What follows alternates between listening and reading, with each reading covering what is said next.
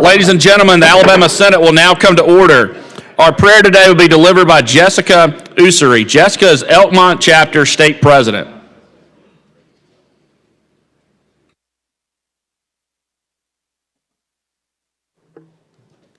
Please bow your heads. Lord, we come before you today with thankful hearts for the opportunity to serve and lead. Thank you for the men and women in this chamber who have dedicated themselves to guiding our great state. Grant them wisdom in their decisions, patience in their discussions, and strength in their service. Lord, being here today, I'm reminded of the values of hard work, integrity, and stewardship, principles that not only guide those in agriculture, but all who lead with purpose. May these same values shape the work done in this chamber today and every day. Bless the state of Alabama, our farmers, teachers, students, and families. May we always seek to serve others with humility and work together for the good of our communities. Let us lead not for recognition, but for the impact we can make in the lives of those around us. Be with us in our efforts, and may all that we do bring honor to you. In your holy name we pray, amen. Amen, thank you. Today the pledge will be led by Maddie Grace Coughlin. Maddie Grace is the McKinsey FFA State Reporter. Attention, salute, pledge. I pledge allegiance to the flag of the United States of America and to the republic for which it stands, one nation, under God, indivisible, with liberty and justice for all. All right, thank you, Maddie Grace. Secretary, call the roll. Mr. Albritton. Mr. Allen. Mr. Barfoot. Mr. Beasley. Mr. Bell. Mr. Butler. Mr. Carnley. Mr. Chambliss. Mr. Chasteen. Ms. Coleman. Ms. Coleman-Madison. Mr. Elliott. Ms. Figures. Mr. Gavan. Mr. Gudger. Mr. Hatcher. Mr. Hovey. Mr. Jones. Mr. Kelly. Mr. Kitchens. Mr. Livingston. Mr. Melson. Mr. Orr. Mr. Price. Mr. Roberts. Mr. Sessions. Mr. Shelnut. Mr. Singleton. Mr. Smitherman. Mr. Stewart. Mr. Stutz. Mr. Wagner. Ms. Weaver. Mr. Williams.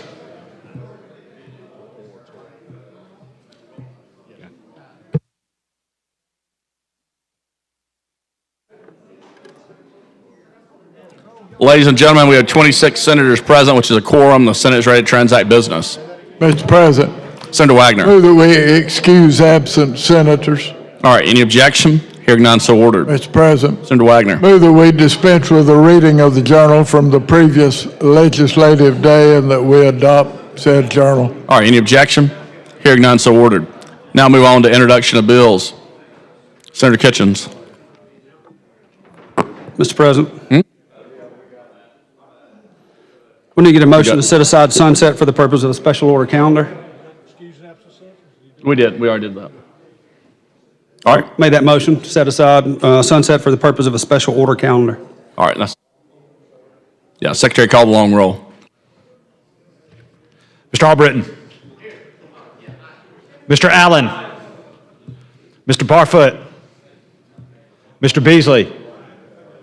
Mr. Bell. Mr. Butler. Mr. Carnley. Mr. Chambliss. Mr. Chasteen. Ms. Coleman. Ms. Coleman-Madison. Mr. Elliott. Ms. Figures. Mr. Gavan. Mr. Gudger. Mr. Hatcher. Mr. Hovey. Mr. Jones. Mr. Kelly. Mr. Kitchens. Mr. Livingston. Mr. Melson. Mr. Orr. Mr. Price.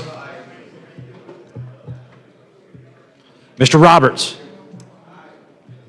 Mr. Sessions. Mr. Shelnut. Mr. Singleton. Mr. Smitherman. Mr. Stewart. Mr. Stutz. Mr. Wagner. Ms. Weaver. Mr. Williams.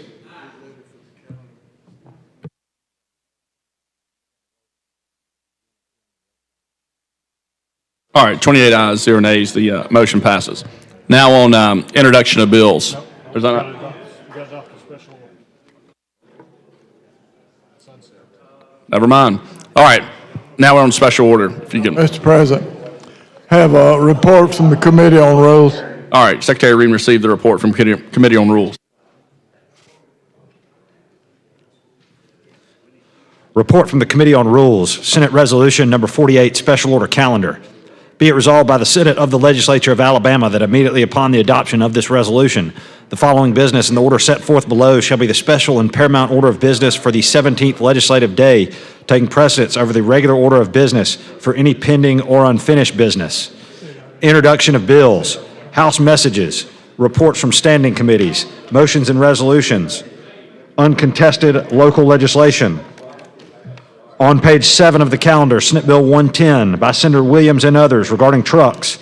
On page 42, House Bill 124 by Representative Wilcox regarding the Board of Optometry. Page 38, House Bill 125 by Representative Wilcox regarding the Alabama State Board of Veterinary Medical Examiners. On page 43, House Bill 128 by Representatives Rafferty and Wilcox regarding the Board of Nursing. On page 27, House Bill 123 by Representatives Underwood and Wilcox regarding the Pharmacy Board. And on page 36, House Bill 112 by Representatives Shedd and Wilcox regarding the Alabama On-Site Wastewater Board. Mr. President, Senator Wagner. move the Senate adopt the report from the Committee on Rules using the short roll call. Any objection? All right. Yeah, Senator Smitherman. All right, you're recognized. Have everybody looked at the special order calendar? Everybody had a chance to look at special order? Hey, how y'all doing first? How's everybody? I didn't have a chance to speak to y'all. Hey, I'm all for that. I'm all for it. You know, I want you to know that. I wish it could have been both, Roll Tide and War Eagle. But I'm for them. But listen, on a more serious note, and I want y'all to listen, everybody, listen. If you look at that calendar, we don't have no bills on there. We don't have any bills on there at all. What date this is, y'all? I've been standing up in 17 days asking y'all to put some bills on there for us. Asking, pleading. I've heard excuses why. Okay, we worked through those. Now I think we had a list, wasn't it about 40, wasn't it 46 of them, 42 bills that we have from our caucus? We have 42 bills that's primed to be put one way or the other. So let me tell you what, I want y'all to listen. I want y'all to just listen to me. Because I'm getting ready to make a motion. All right? So you'll understand the motion. Since we don't have no bills on there, I want to make a motion that we adjourn. Oh, wow. Okay. We got Senator Gudger. Did you hear that motion? He had a motion, we adjourn. Good thing is it's April Fool's, so we got you. April Fool's. All right, thank you, Senator Smitherman. All right, I'd like to recognize some special guests in the gallery. The Association of County Commissioners of Alabama and Alabama County Engineers, if y'all could please stand. Welcome to Alabama Senate.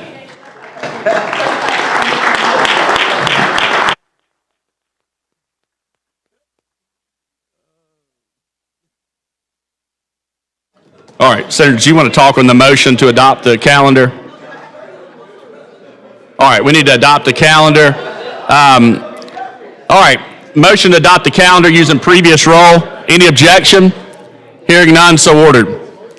Mr. Albritton. Mr. Williams.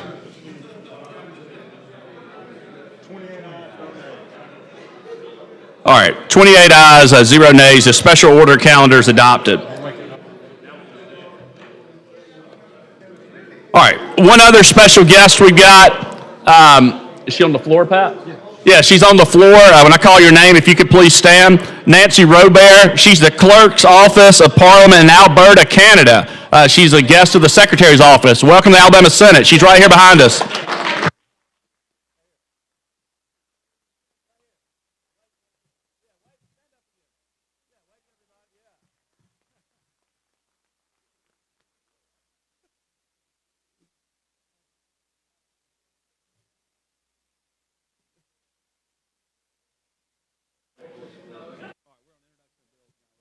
All right, now we're on introduction of bills. All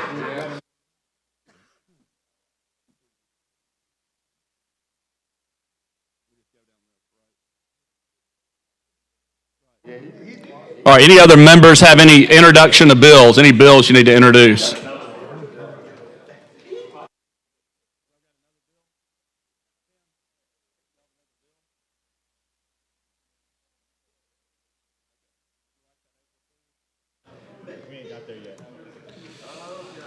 Senate Bill number 269 by Senator Allen relating to the Emergency Management Agency has been referred to the Committee on State Government Affairs.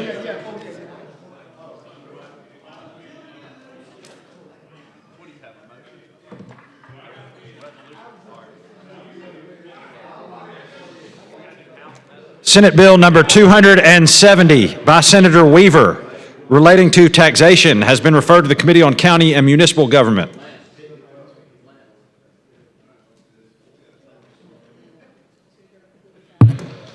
Senate Bill number 271 by Senator Allen relating to municipalities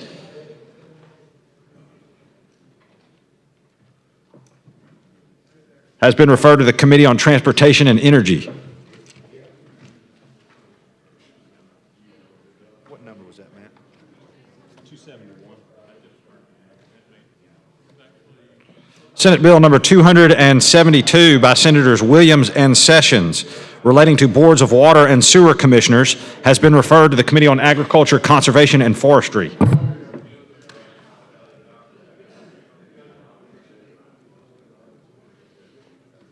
Senate Bill number 273 by Senator Weaver and others relating to hemp compounds has been referred to the Committee on Fiscal Responsibility and Economic Development.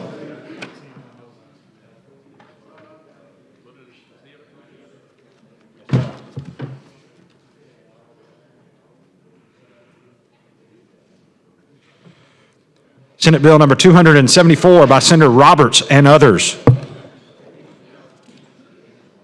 regarding cannabis has been referred to the Committee on Children and Youth Health. Senate Bill number 275 by Senator Roberts regarding food trucks has been referred to the Committee on County and Municipal Government.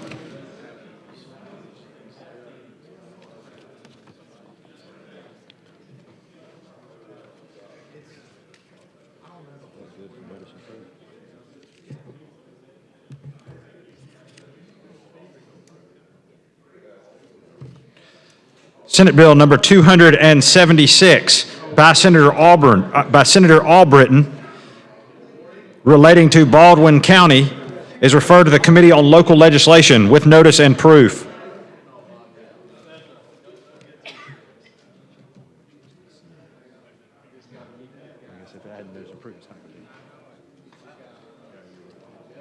$276, that was?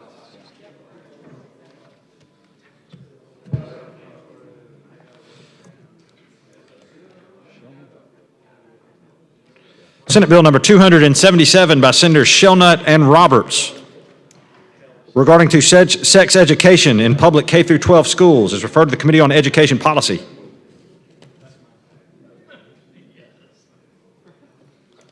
Senate Bill number 278 by Senator Shelnut regarding public K through 12 education is referred to the Committee on Education Policy.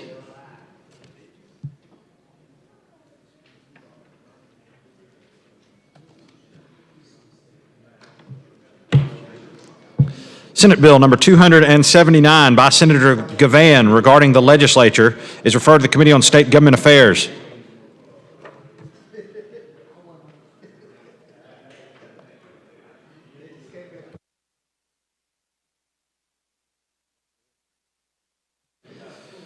Senate Bill number 280 by Senator Orr and others regarding public education is referred to the Committee on Finance and Taxation Education.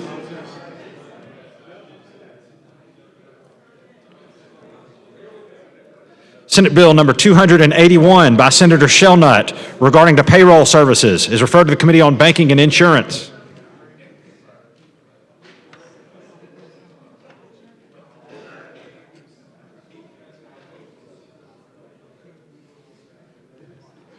Senate Bill number 282 by Senator Barfoot regarding virtual currency is referred to the Committee on Finance and Taxation, General Fund.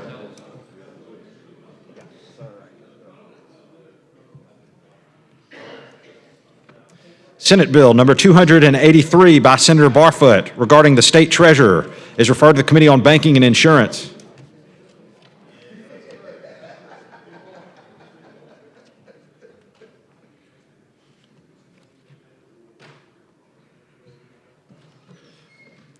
Senate Bill number 284 by Senator Barfoot regarding state expenditures to a public blockchain is referred to the Committee on Banking and Insurance. What number was that? This one hadn't been signed.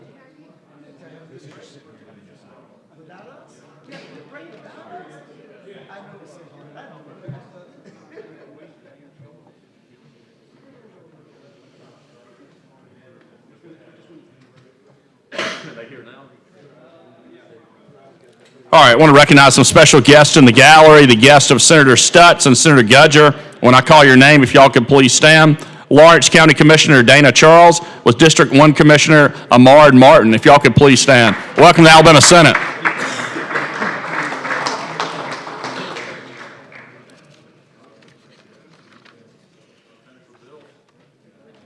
All right, any other bills that we need introduced? Senate Bill number 285 by Senator Stutz regarding the Certificate of Need program is referred to the Committee on Fiscal Responsibility and Economic Development.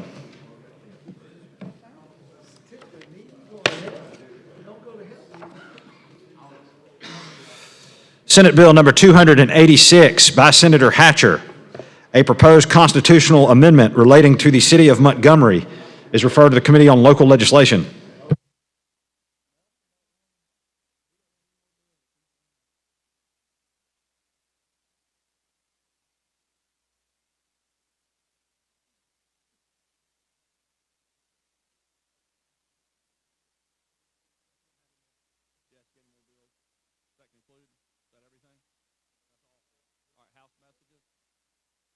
All right, now move on to House messages.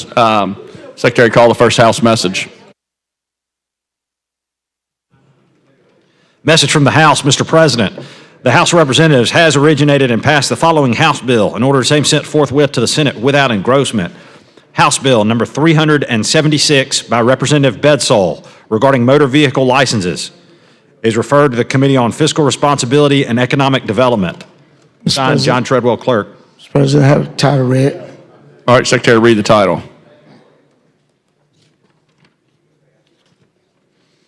Relating to motor vehicle licenses and registration to amend sections 36,662 and 32,664 Code of Alabama 1975 to extend the minimum validity period of motor vehicle license plate designs from 5 years to 10 years.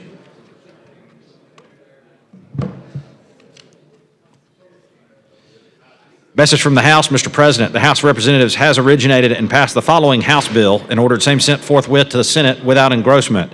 House Bill number 272 by Representative Collins regarding the Alabama Math and Science Teacher Education Program is referred to the Committee on Education Policy. Signed, John Treadwell, Clerk. Message from the House. Mr. President, the House of Representatives has originated and passed the following engrossed House bill and ordered same sent forthwith to the Senate.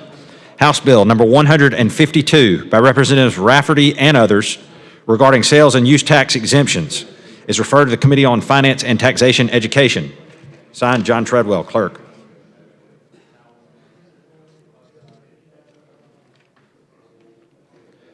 Message from the House. Mr. President, the House of Representatives has originated and passed the following engrossed House bill and ordered same sent forthwith to the Senate.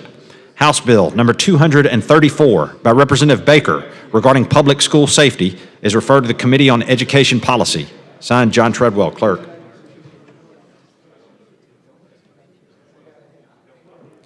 Message from the House. Mr. President, the House of Representatives has originated and passed the following engrossed House bill and ordered same sent forthwith to the Senate.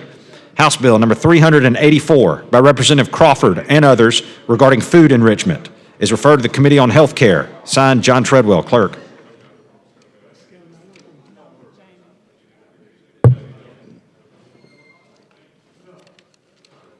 Message from the House. Mr. President, the House of Representatives has originated and passed the following engrossed House bill and ordered same sent forthwith to the Senate. House Bill number 285 by Representatives Keel and others regarding traffic infractions is referred to the Judiciary Committee. Signed, John Treadwell, Clerk.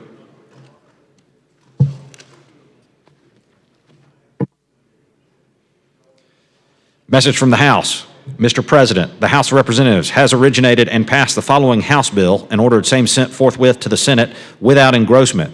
House Bill 363 by Representatives Lomax and Woods regarding the Fair Campaign Practices Act is referred to the Committee on County and Municipal Government. Signed, John Treadwell, Clerk. All right, let me recognize some special guests in the gallery. From Chilton County, the Chilton County Commissioners, Alan Williamson, Chilton County Engineer Heath Sexton, the guest of Senator Weaver and Senator Chambliss. If y'all could please stand. Welcome to the Alabama Senate.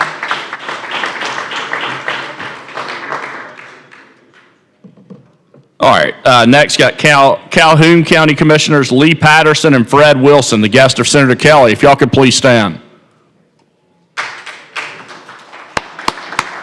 Welcome to the Alabama Senate.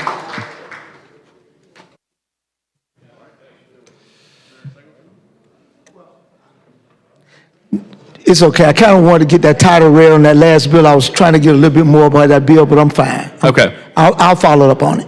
All right. Message from the House. Mr. President, the House of Representatives has originated and passed the following House bill and ordered same sent forthwith to the Senate without engrossment. House Bill number 361 by Representatives Hammett and others regarding the Machis Lower Creek Indian Tribe is referred to the Committee on Veterans and Military Affairs. Signed, John Treadwell, Clerk.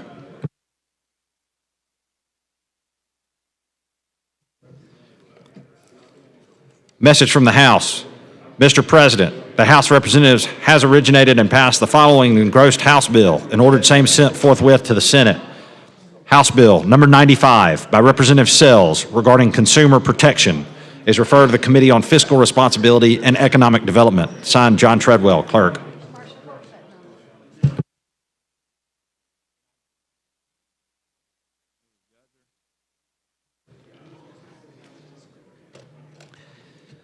Message from the House. Mr. President, the House of Representatives has originated and passed the following House bill and ordered same sent forthwith to the Senate without engrossment. House Bill number 453 by Representatives Underwood and others with notice and proof regarding Colbert County is referred to the Committee on Local Legislation. Signed, John Treadwell, Clerk. All right, I want to recognize some more special guests in the gallery. The guest of Senator Gudger. When I call your name, if you could please stand. Coleman County Commissioner Kelly Duck, Coleman County Administrator John Bullard, and Coleman County Engineer Philip Widener. If y'all could please stand. Welcome to the Alabama Senate. Good to have you today.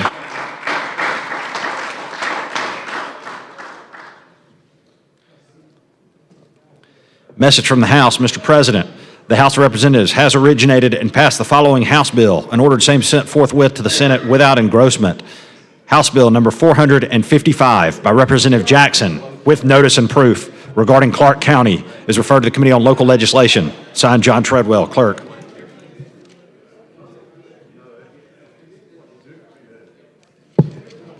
Message from the House, Mr. President. The House of Representatives has originated and passed the following House bill and ordered same sent forthwith to the Senate without engrossment.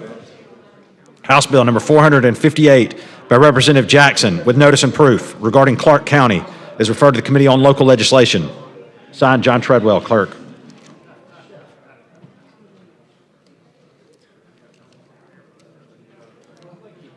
Message from the House. Mr. President, the House of Representatives has originated and passed the following House bill and ordered same sent forthwith to the Senate without engrossment. House Bill number 148 by Representative Pettis and others regarding mandatory automobile liability insurance is referred to the Committee on Banking and Insurance. Signed, John Treadwell, Clerk.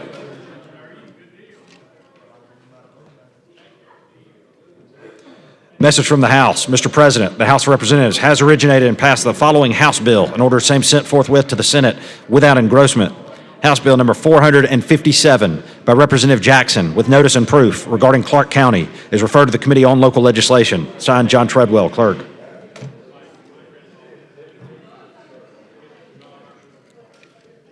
Message from the House. Mr. President, the House of Representatives has originated and passed the following House bill and ordered same sent forthwith to the Senate without engrossment.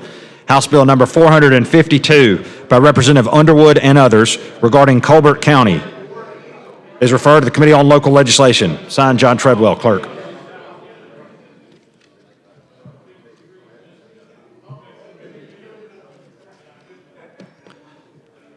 Message from the House. Mr. President, the House of Representatives has originated and passed the following House bill and ordered same sent forthwith to the Senate without engrossment. House Bill number 431 by Representative Jackson regarding Monroe County is referred to the Committee on Local Legislation. Signed, John Treadwell, Clerk. Notice and proof, sorry. So was the last one. I just didn't read it. Message from the House. Mr. President, the House of Representatives has originated and passed the following House bill and ordered same sent forthwith to the Senate without engrossment. House Bill number 430 by Representative Jackson with notice and proof regarding Monroe County is referred to the Committee on Local Legislation. Signed, John Treadwell, Clerk.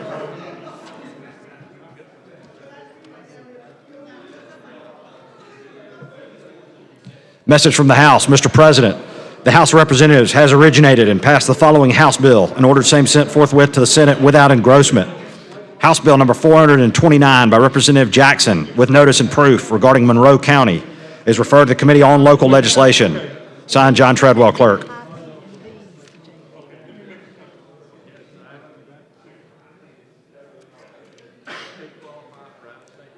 Message from the House. Mr. President, the House of Representatives has originated and passed the following engrossed House bill and ordered same sent forthwith to the Senate.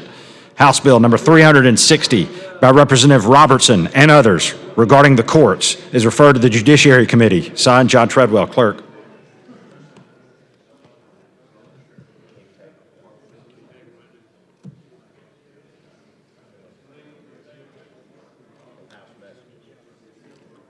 Message from the House. Mr. President, the House of Representatives has originated and passed the following engrossed House bill and ordered same sent forthwith to the Senate. House Bill number 207 by Representative Shaw regarding the Office of Information Technology is referred to the Committee on State Government Affairs. Signed, John Treadwell, Clerk.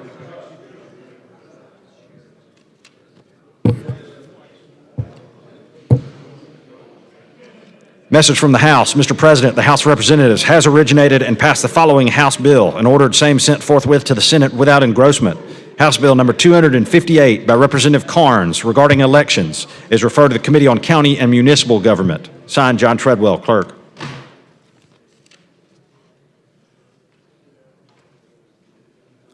Message from the House. Mr. President, the House of Representatives has originated and passed the following House bill and ordered same sent forthwith to the Senate without engrossment. House Bill number 422 by Representative Blackshear with notice and proof regarding Russell County is referred to the Committee on Local Legislation.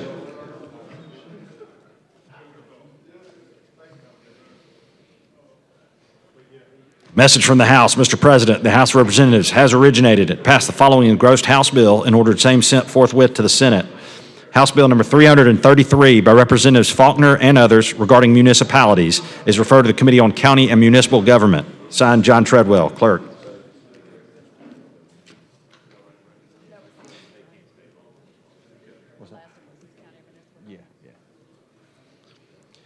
Message from the House. Mr. President, the House of Representatives has originated and passed the following engrossed House bill and ordered same sent forthwith to the Senate. House Bill number 232 by Representative Baker regarding juvenile proceedings is referred to the Committee on Education Policy. Signed, John Treadwell, Clerk. All right, I want to recognize some special guests in the gallery, the guests of the entire Senate body. From the Council of State Governments, Lindsey Gray, Angel Tawasqua, Jill Clark, Tom Updike, and Katie Lee. If y'all could please stand. Welcome to the Alabama Senate.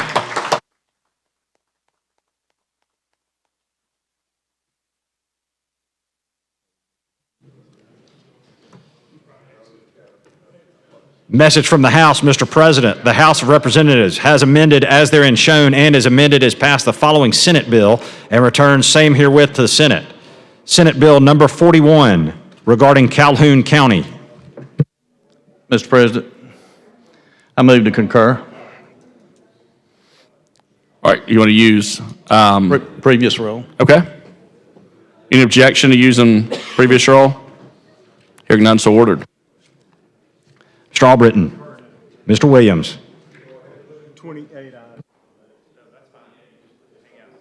All right, 28 ayes, 0 nays. The Senate concurs. Thank you, Senator Kelly. Thank you, Mr. President. All right, Secretary, call the next House message.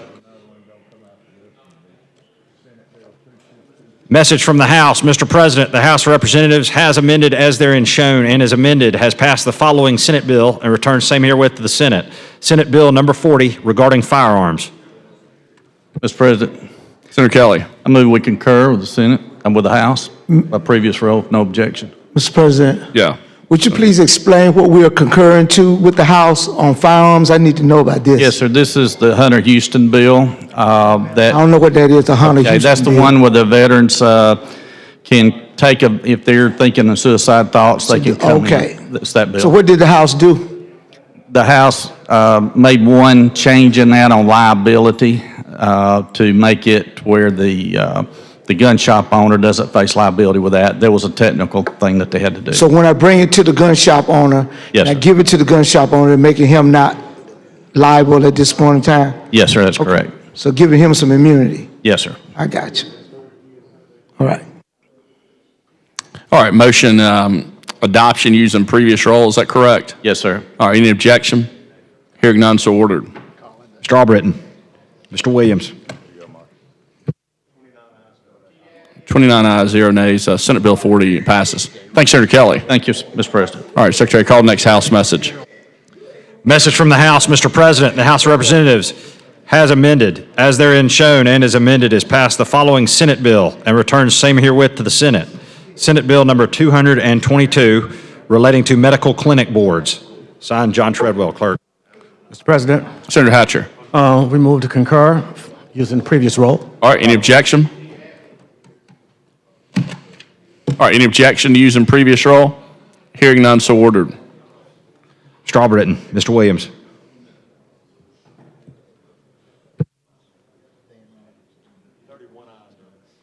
All right, 31 ayes, 0 nays. The Senate concurs.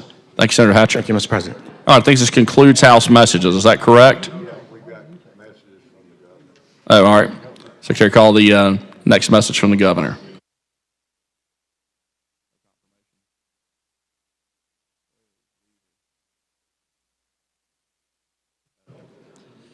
Message from the governor. Senate confirmation number 138, appointing Danny Varnon to the Credit Union Administration Board, is referred to the Committee on Confirmations.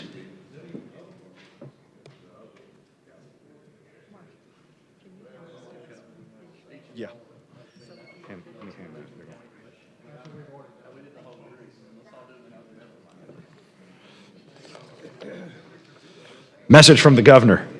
Senate confirmation number 139, appointing Edith Franklin to the Credit Union Administration Board, is referred to the Committee on Confirmations.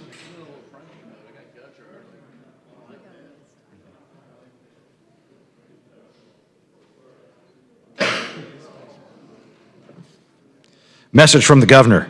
Senate confirmation number 140, appointing Greta Webb Williams to the Credit Union Administration Board, is referred to the Committee on Confirmations.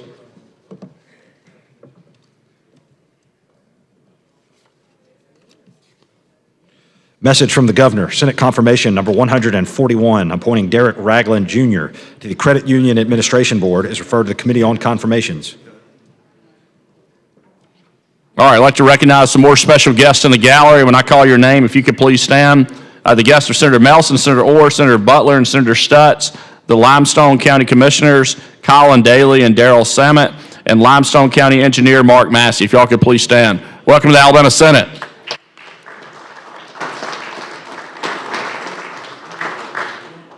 Good to have you all today.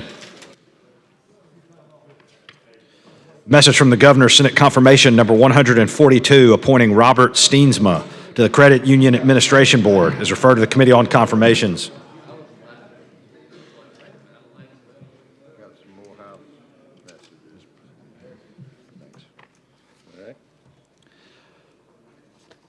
Message from the Governor, Senate Confirmation Number 143, appointing James Jeter to the Alabama Surface Mining Commission is referred to the Committee on Confirmations.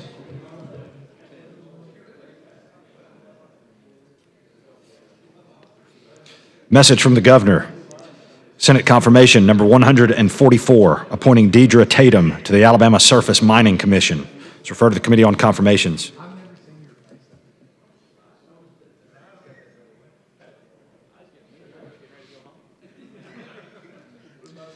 Message from the Governor, Senate Confirmation Number 145, appointing Bobby Humphrey to the Alabama Surface Mining Commission is referred to the Committee on Confirmations.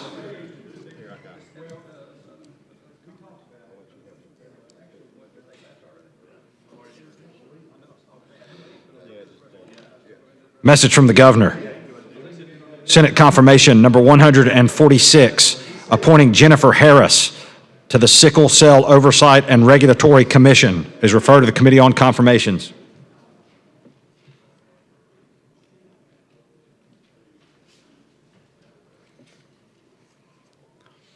Message from the Governor, Senate Confirmation Number 147, appointing Katisha Vance to the Sickle Cell Oversight and Regulatory Commission is referred to the Committee on Confirmations.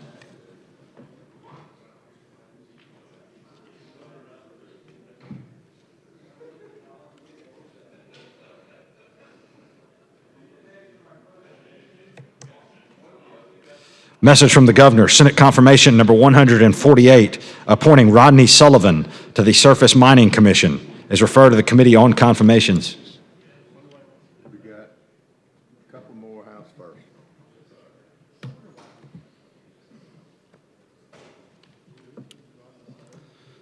Message from the House, Mr. President, the House of Representatives has originated and passed the following engrossed House bill and ordered same sent forthwith to the Senate. House Bill 395 by Representative Collins and others, a proposed constitutional amendment regarding Morgan County is referred to the Judiciary Committee. Signed, John Treadwell, Clerk.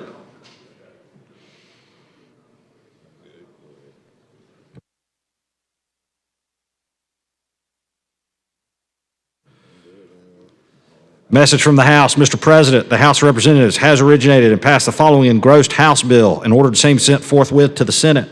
House Bill Number 456 by Representative Jackson, with notice and proof regarding Clark County, is referred to the Committee on Local Legislation. Signed, John Treadwell, Clerk.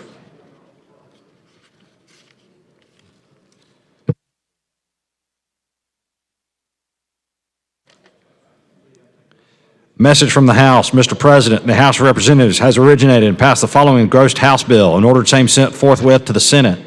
House Bill Number 365 by Representatives Collins and Baker regarding the Alabama Science, Technology, Engineering, and Mathematics Council is referred to the Committee on Education Policy.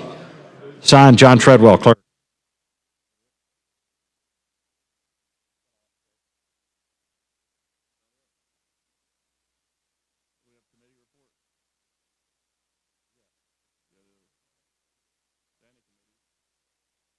All right, concludes House messages. Now move on to committee reports.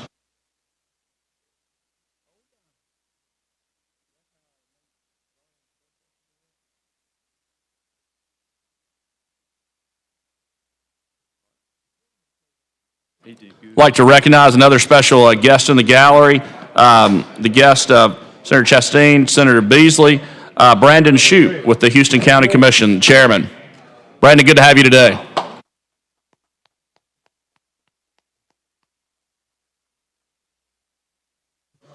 All right, now move on to committees. Secretary, when you're ready, call the next committee.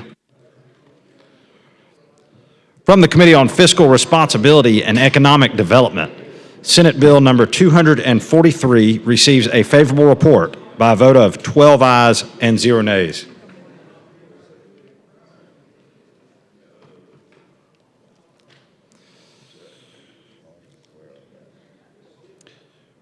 From Fiscal Responsibility and Economic Development, House Bill number 338 receives a favorable report by a vote of 12 ayes and 0 nays.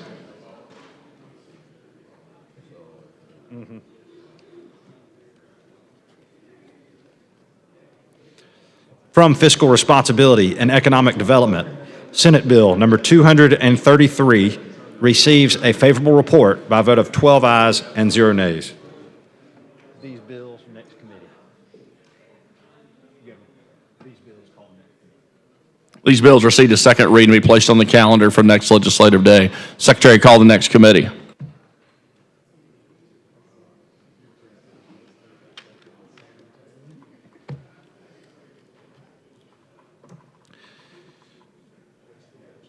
From the Committee on Transportation and Energy, Senate Bill number 152 by Senator Shelnutt receives a favorable report by a vote of 10 ayes and 0 nays.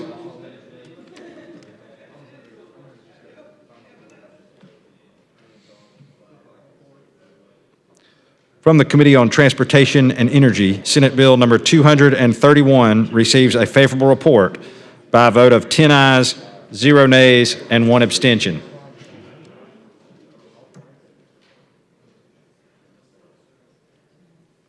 From the Committee on Transportation and Energy, Senate Bill number 232 receives a favorable report by a vote of 9 ayes, 0 nays, and 1 abstention.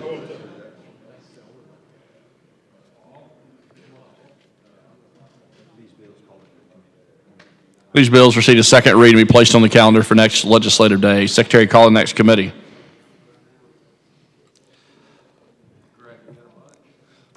From the Healthcare Committee, Senate Bill number 87 receives a favorable report with 1 amendment and with 1 substitute by a vote of 9 ayes and 0 nays. All right, this concludes committee reports. Now move on to motions and resolutions.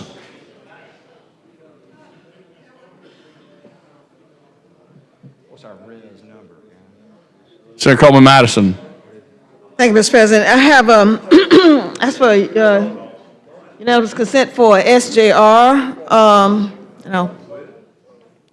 All right, Secretary, read and receive the SJR, please.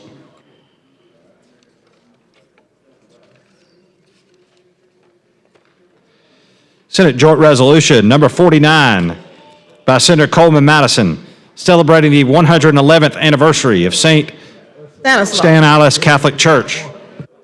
Thank you, Mr. Chairman. We are honored to recognize, on behalf of the Alabama State Senate, one of our oldest historic monuments, which is St. Stanislaus in Wylam, which is a very old community, very diverse, started as Polish community, and they are celebrating 111th anniversary.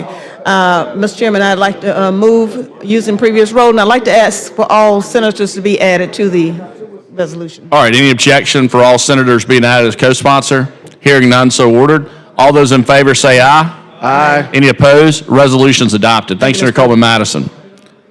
Senator Stewart. Mr. President, I have a resolution. All right, Secretary, read and receive the resolution, please.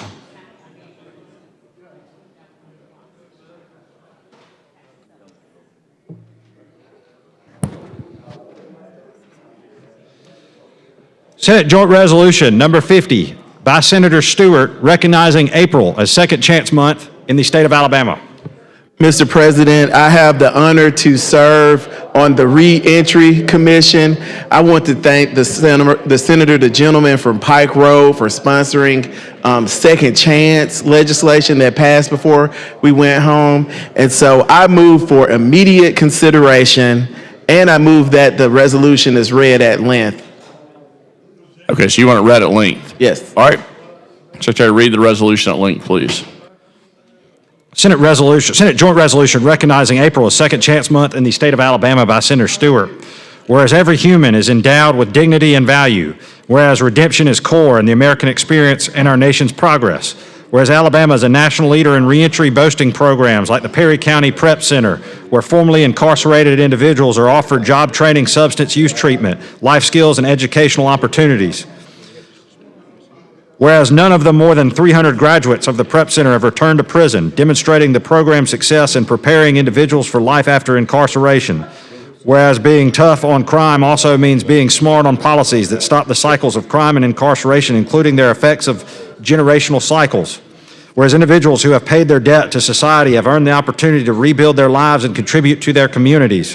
Whereas supporting the reentry and reintegration of formerly incarcerated individuals is in the best interest of every Alabamian as it enhances public safety, strengthens communities, relieves taxpayer burdens, and reunites families. Whereas every individual has the potential to contribute positively to their communities and strengthen our workforce when given a second chance. Now therefore be it resolved by the legislature of Alabama, both houses thereof concurring, that we recognize April as Second Chance Month in the state of Alabama, and we commend the work of Reentry Alabama and its stakeholders, partners, and dedicated members. Mr. President, I move that all senators be added as co-sponsors. All right, any objection? Hearing none, so ordered. Thank you. Move for adoption. Move for adoption. All those in favor say aye. Any opposed? Resolution's adopted. Thanks, Senator Stewart. Senator Barfoot. Thank you, Mr. President. Mr. President, I've got an SJR commending the Trinity Presbyterian Varsity Girls Basketball Team for winning the 2025 Alabama High School Athletic Association Class 4A Girls Basketball State Championship. I'd ask for unanimous consideration. I'd ask for all senators to be added to that. And all right, let me get it read in real quick. Secretary, read and receive the resolution, please. Senate Joint Resolution number 51 by Senator Barfoot and Roberts commending the Trinity Varsity Girls Basketball Team for winning the 2025 Alabama High School Athletic Association Class 4A Girls Basketball State Championship. Mr. President, I just ask for, no need to add all the senators to it, just ask for confirmation or adoption of that SJR using previous rule. All right, all those in favor say aye. Aye. Any opposed? Resolution is adopted. Mr. President, Yes, Senator Wagner. have some resolutions from the Rules. All right, Secretary, read and receive the resolutions from rules, please.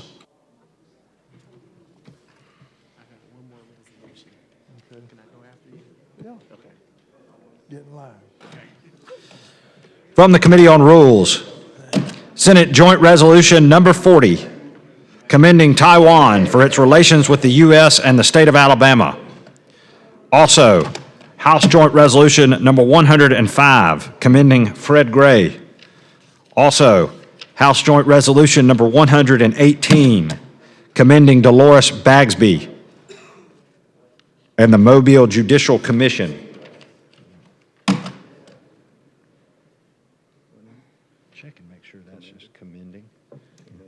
Also, House Joint Resolution number 120, mourning the death of Larry Barnett. Also, House Joint Resolution number 127, mourning the death of Graham Lamar Champion. Receive a favorable report. Mr. President, Senator Wagner. move adoption of these resolutions from Rules using the short roll. All right, all those in favor say aye. Aye. Any opposed? Resolution is adopted. All right. Mr. President, I have a resolution. All right, Secretary, read and receive the resolution.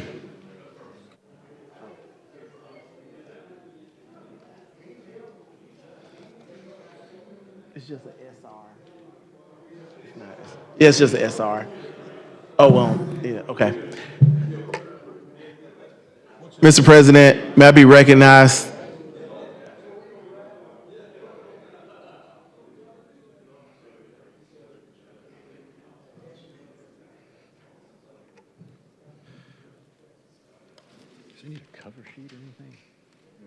Senate Resolution number 52 by Senator Stewart recognizing April 1, 2025 as Alpha Phi Alpha Day at the state capitol.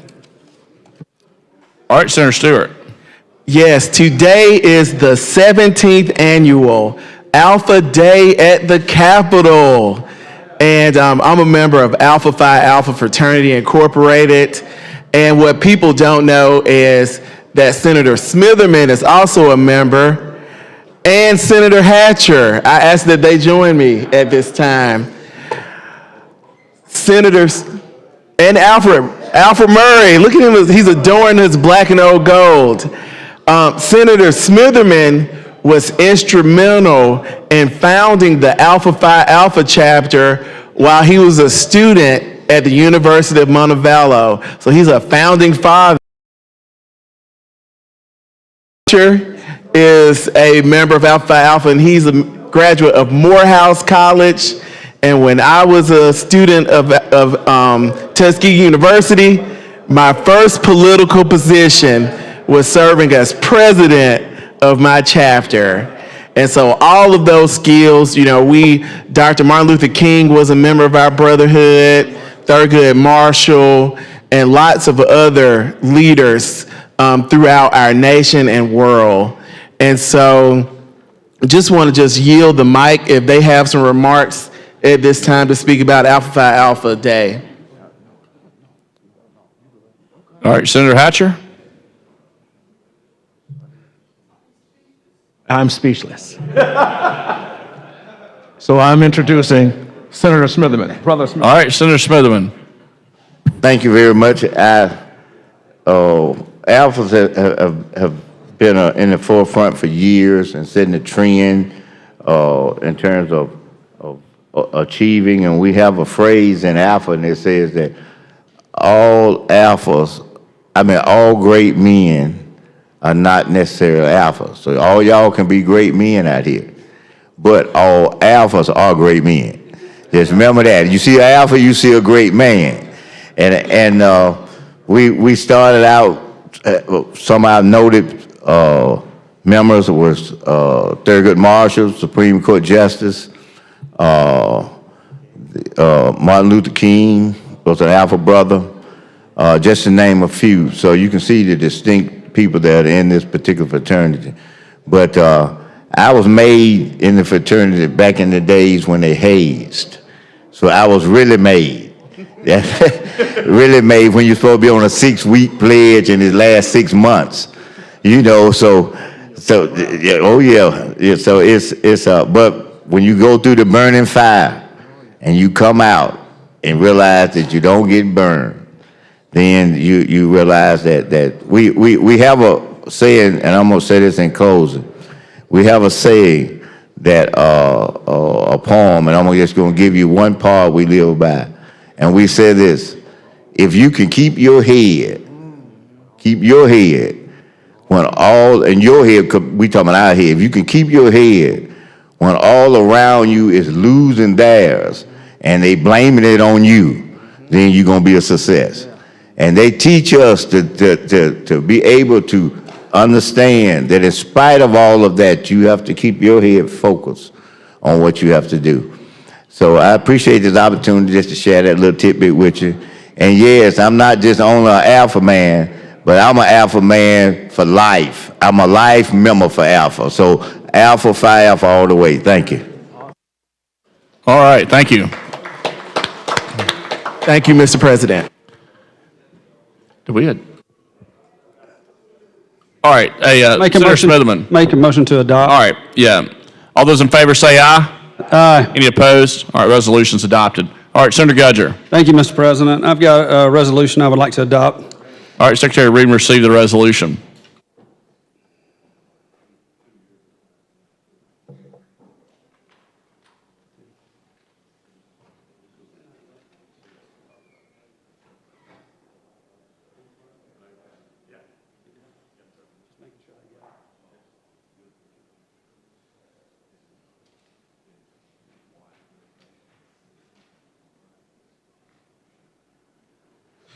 Senate Resolution number 53 by Senator Gudger commemorating the 79th Southern Legislative Conference of the Council of State Governments Southern Office. All right, Senator Gudger. I'd just like to make a motion to adopt, add all senators to. All right, any objection to adding all senators co-sponsors? Hearing none, so ordered. All those in favor say aye. Any opposed? Resolution's adopted. Thank you, Mr. President. They left. All right, any other motions or resolutions?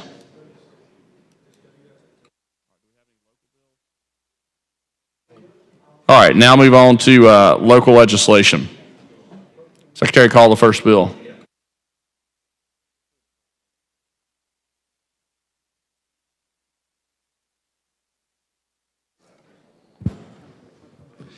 On page 57 of the calendar, Senate Bill number 235 by Senator Jones regarding Etowah County. BR pending. Mr. President, I move the BIR using the previous roll. All right, any objection? Hearing none, so ordered. Mr. Albritton. Mr. Williams.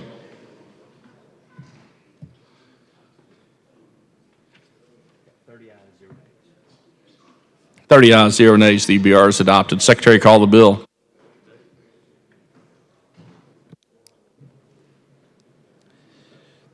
On page 57 of the calendar, Senate Bill number 235 by Senator Jones regarding Etowah County. Mr. President, I move final passage using the previous roll. All right, any objection? Hearing none, so ordered. Mr. Albritton. Mr. Williams. 30 ayes, 0 nays. Senate Bill 235 passes. Secretary, call the next local bill.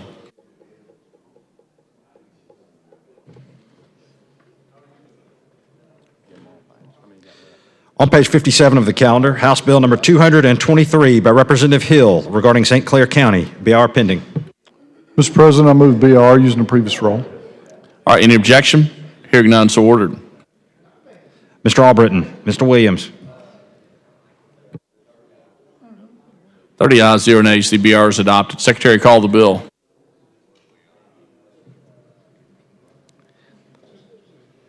On page 57 of the calendar, House Bill number 223 by Representative Hill regarding St. Clair County. Mr. President, I move final passage using previous roll. Mr. President, Senator. I'd like to be recognized. All right, you're recognized. Okay. You want to talk for a minute without losing my time and place? Sure. I mean, I'm going to talk, but I need you to do that. Okay. Okay. All right, Mr. President, as you all know, we're doing our local bills right now, and although sometimes it might seem a little laborious and administrative, there's a lot of work that goes into local bills to get them to this point.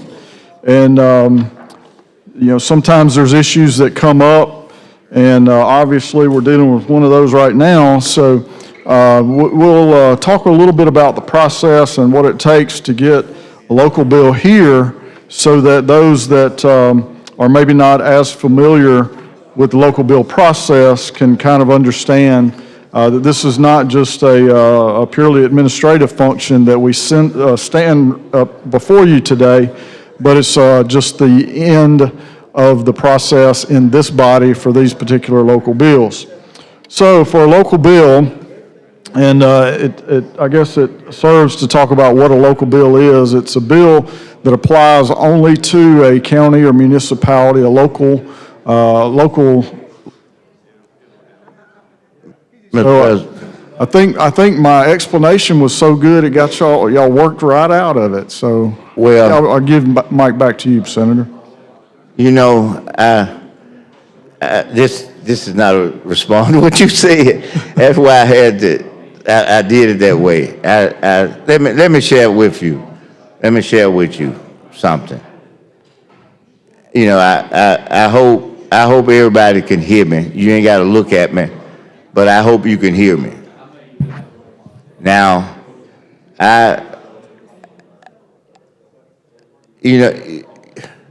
when I stand up here and I say that, every so often I say, Roger Smitherman, Senate District 18, reporting for duty. You've heard me say that once or twice. I say, and it's my job to take the twos, that you give me, which is, for instance, in here, it's the special order calendar. Okay, that's the twos. Then I said, take the rules, whatever they are, and then it's my objective to be successful for the citizens of Senate District 18. Okay, I've said that before. And so I'm saying it now, and I'm gonna tell you why. And it's unfortunate for everybody in here. It's unfortunate. I want y'all to listen back here. I want everybody to listen. Mr. Chairman back there, General Fund Chairman, I want him to listen. He kind of know, I've had a little general conversation with him about what I'm getting ready to talk to y'all about.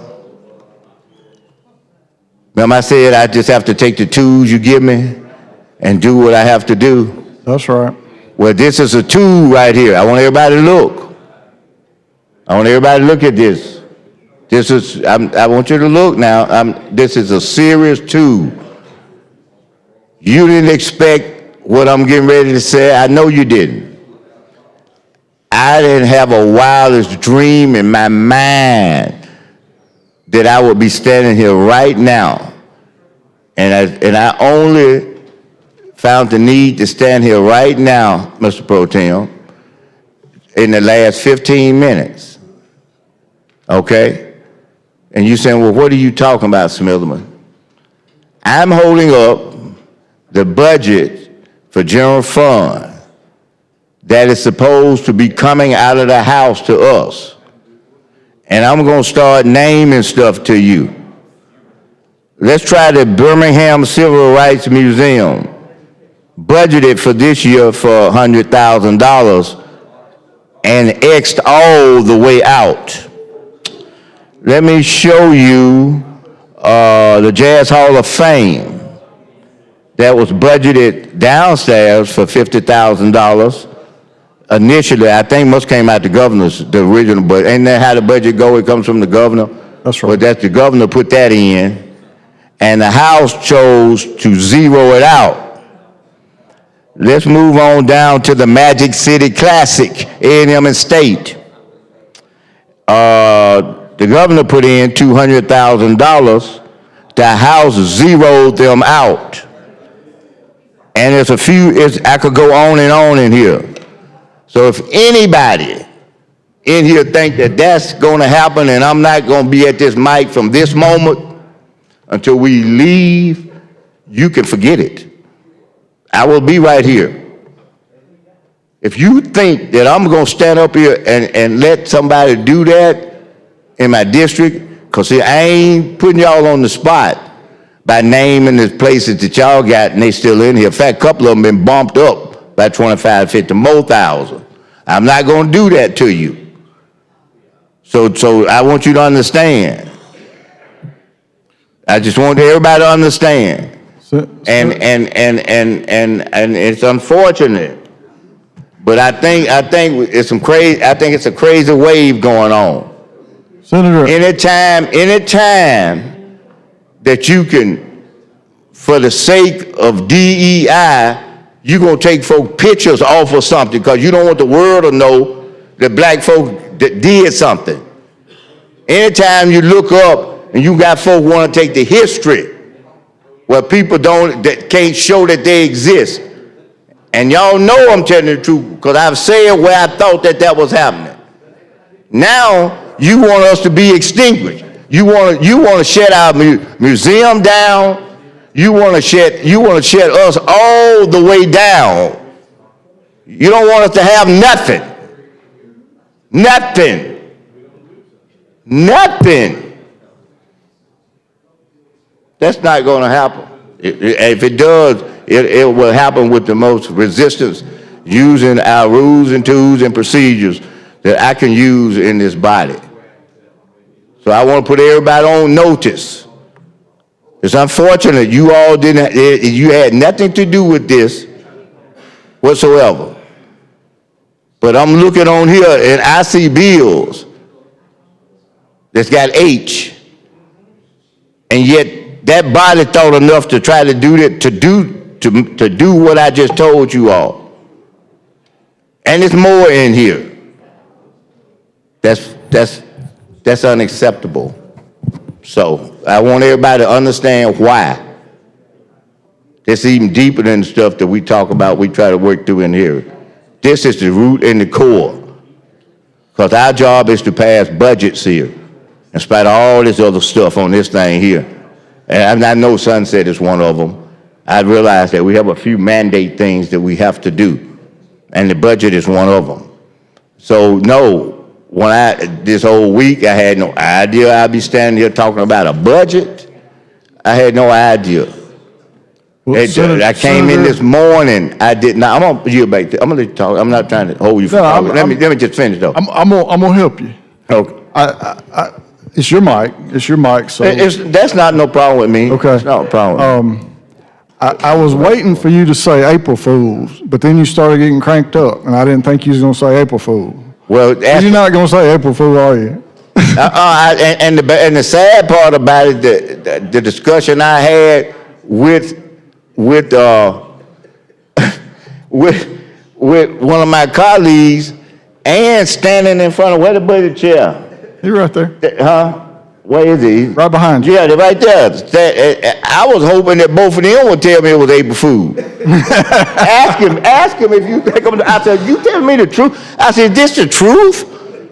It's the truth. That's why I couldn't get to the mic talk about the alpha. That's what I was talking about. I want you to know what kept me from getting there. I said, is this really the truth?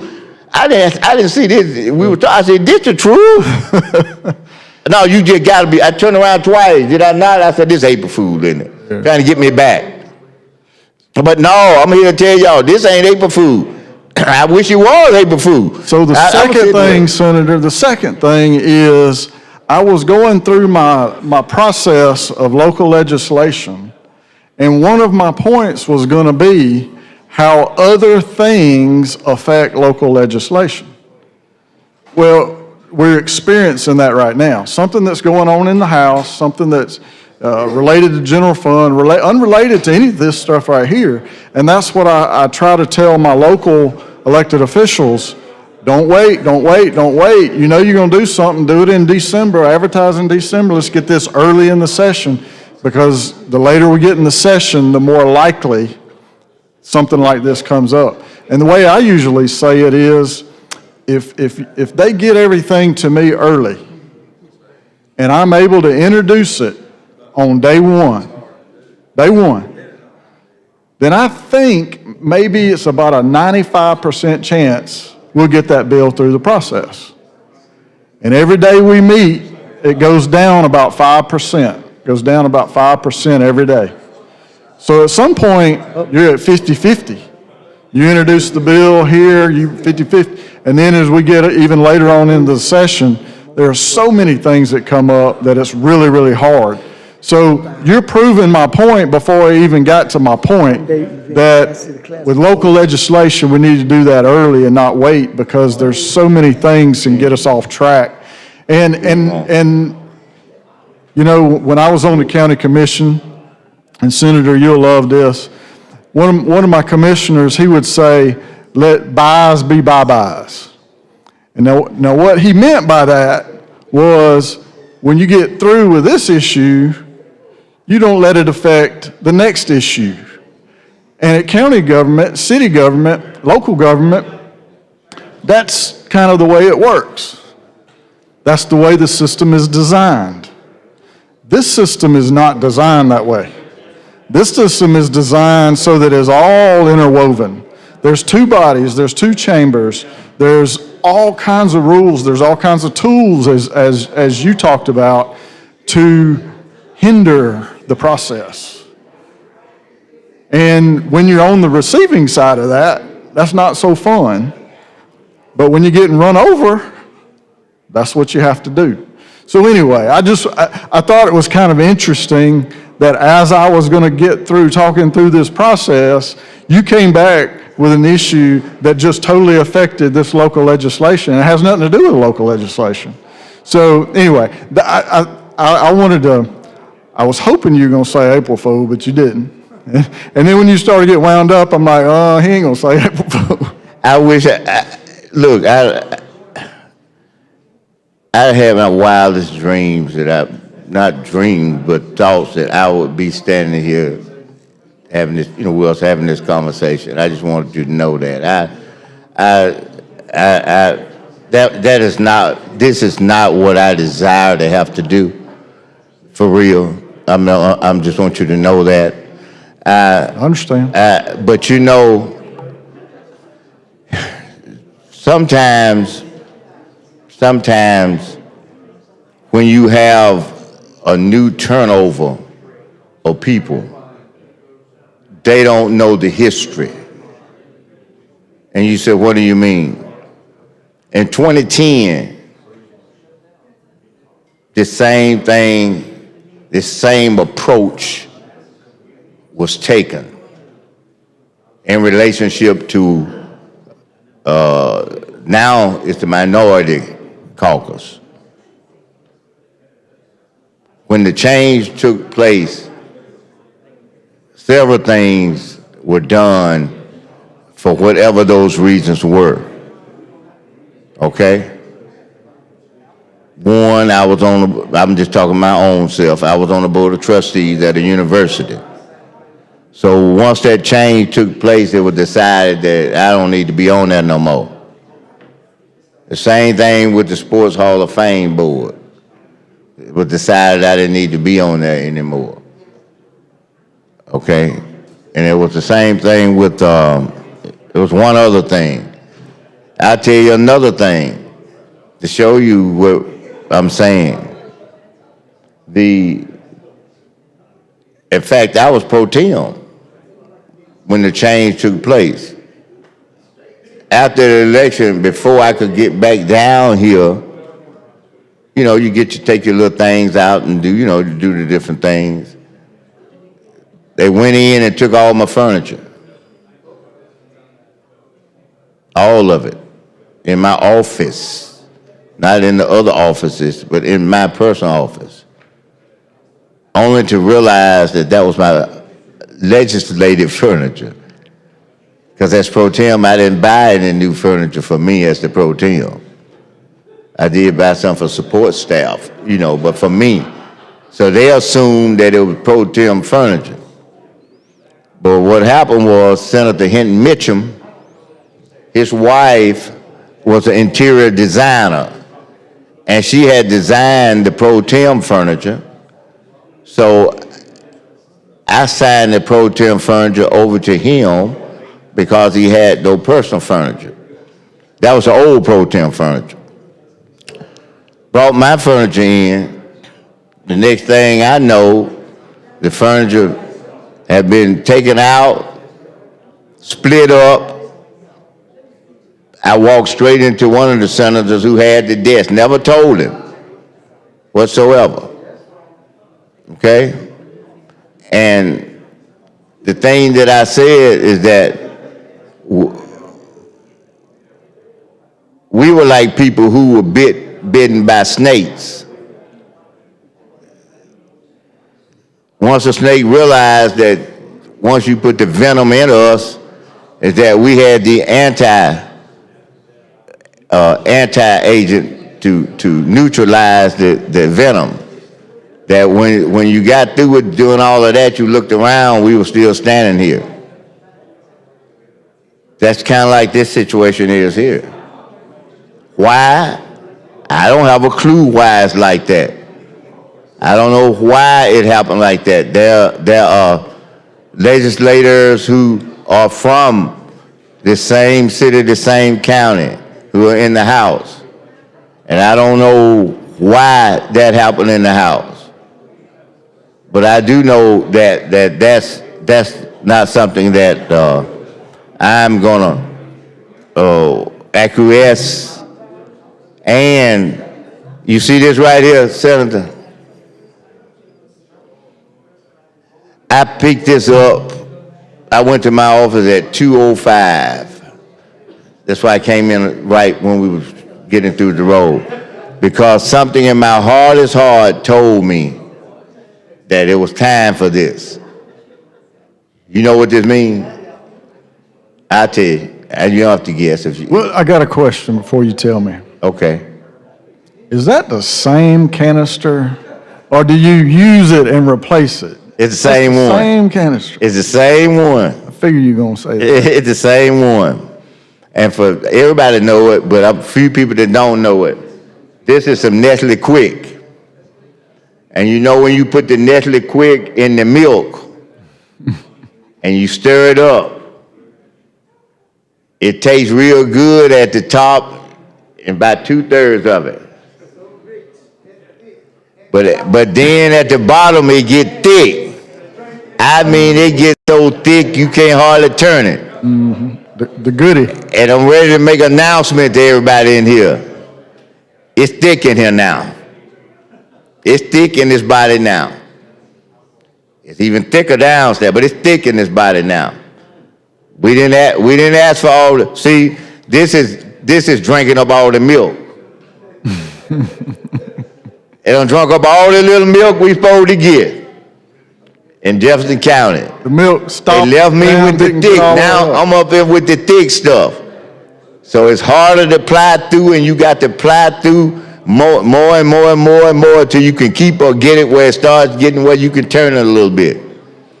So that's what this process is now. We're trying to thin out the thickness in the Nestle Quick.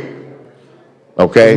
As many local bills as I have up here, I might need some of that Nestle Quick in order to stay here. Well, let me say this. It's still hope. It's hope now, once we get this straight. No, once we get it straight. I ain't talking about problems that we gon' get it straight. Once we get this straight, okay, once we get this straight, it's still hope. Did I tell you about what happened one night about local bills? Did you hear me tell that story? I don't remember. We had a similar situation going on. Not about this, but about when we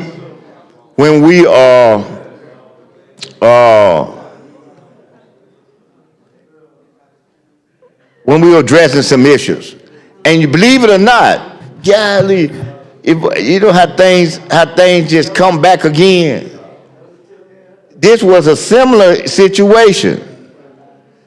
The senator from Gaston, former senator. Okay.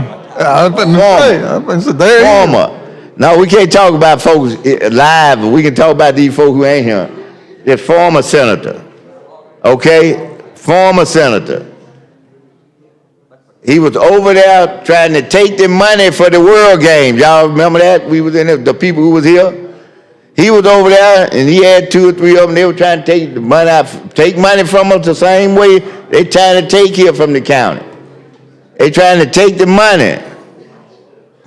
Trying to take the money. And so we had to have a extended conversation for for extended length of time.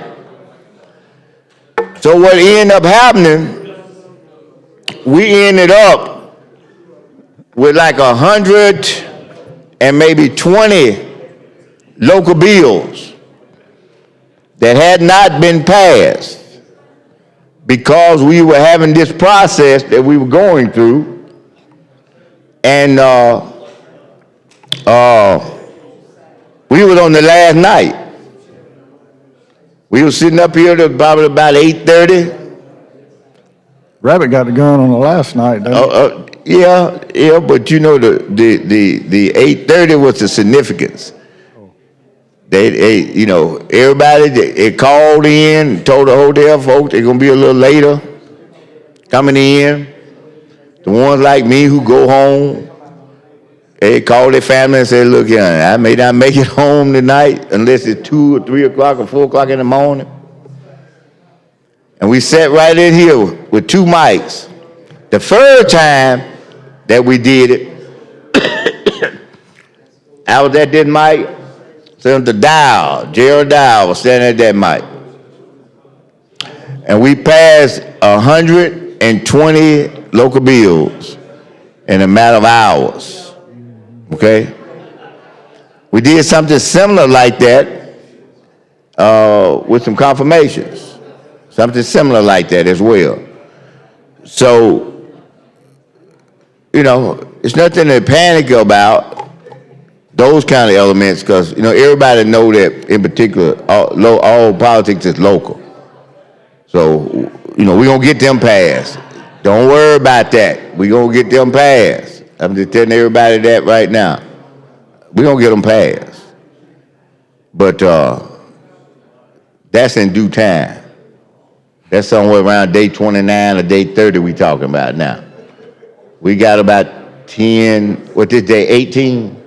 17. 17. I mean, we got 12 more days to go before we get to that point. Ooh, I'm gonna get tired. Well, let me share you something. I knew it. Much as I didn't know nothing, I just knew it. You see what I got on, don't you? Got my tennis shoes on. I just knew I had to put them on. I just knew, I didn't know why. Remember the same way when I got profiled. I told you about that. Mm-hmm. I said, I'm riding down Main Street here in the city. I said, I looked over there and saw the man. I said, he gonna stop me. Okay? Now, the point I was making is that the same way about these shoes this morning. I said, I got the black dress shoes. I said, I'm gonna put them on. They're in the car right now. Last minute, I even went back out there to put them back on. After I left the Alphas, we just up at the Alpha. They had a lunch in room 200. I went back out to the car, walked outside, went to the car. I was going to put my shoes on. Some said, you better keep these tennis shoes on. Now I see why. You didn't know. You did not know. I know. No idea. Nobody probably knew. Maybe 2 or 3 people knew in him, but I know y'all didn't know. I know. But now we know. I mean, I'm talking about it's here in print. It ain't a rumor. This print. So, So where is that bill in the process? Downstairs? it's supposed to be coming up into us. I know, but are they in committee this week? They on the floor? Oh, I don't know. Because I just found out. Yeah. In committee. And been voted out of committee. You mean said this right here been voted out of committee? This. And this was voted out of committee in the House. Oh no. Oh no. They got a chance. They got one last shot to try to get it straight. They have to get a sub and get this stuff back straight and get it straight. So until we see the action of the sub, I'll be satisfied when that happens and then the House passes and it comes to us intact. Okay. All right. I mean, we ain't even talking about this. We ain't even talking about reduce. We talking about zero. Zero. And it's a more on here. It's a more on here. Let's see. Let me look on here some more of them. That we're gonna talk about what's been eliminated.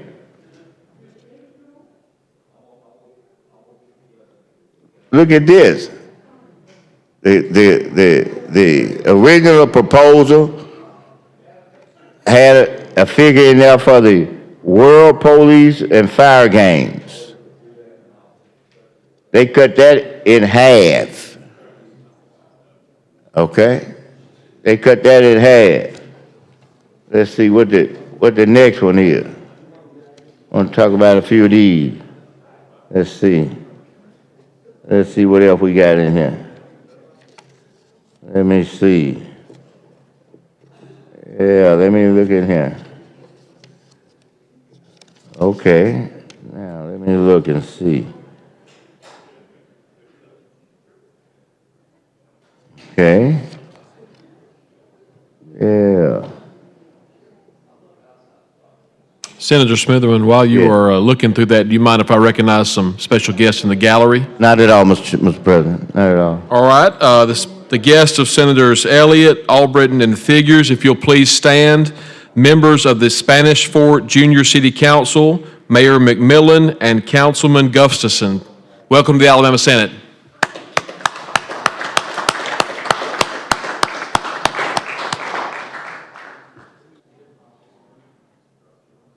Thank you, Senator Smitherman. Okay, yes, sir. Let's see what we got here. I'm still trying to identify some more stuff.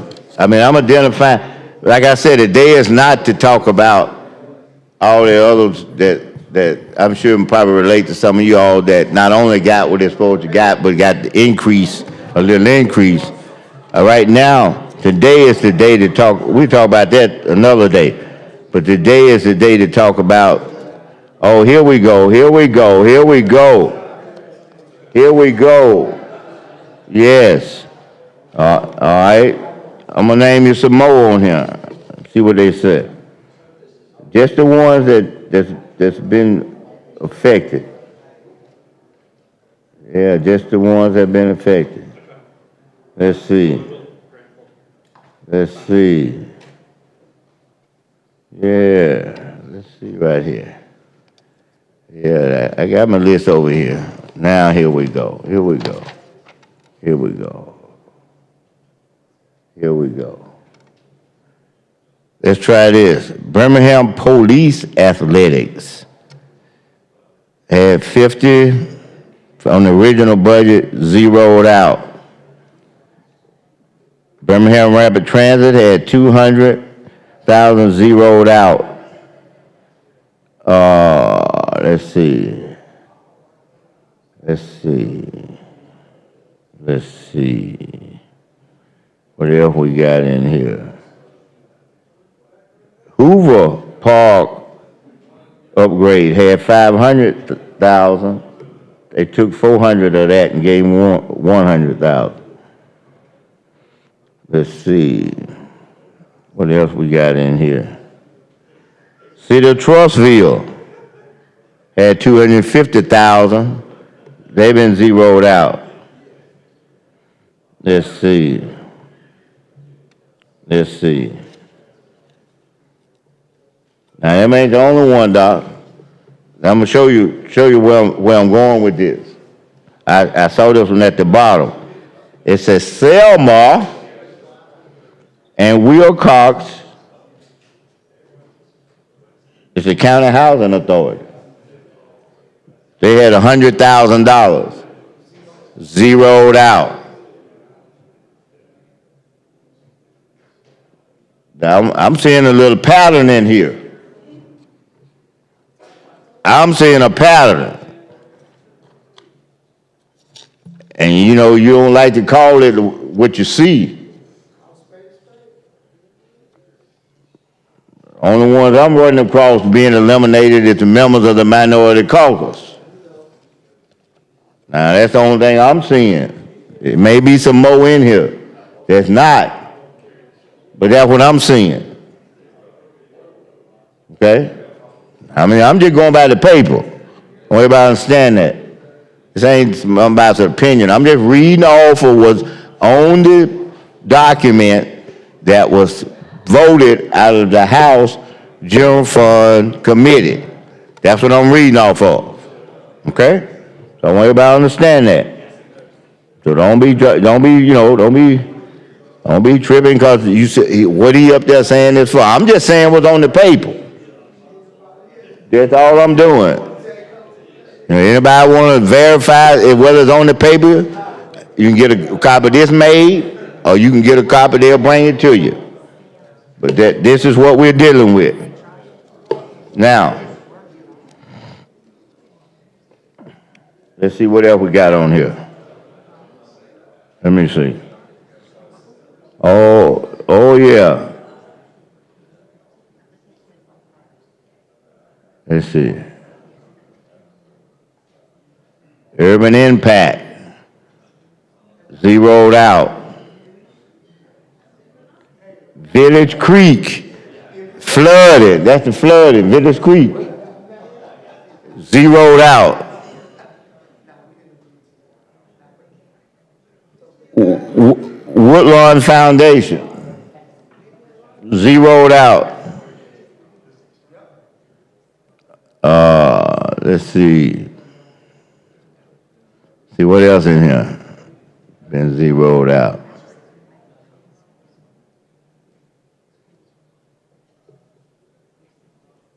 See, tomorrow, Doc, I'm gonna say what's been left in. Today, I'm gonna talk about what's left out. Wanna make sure I get all this.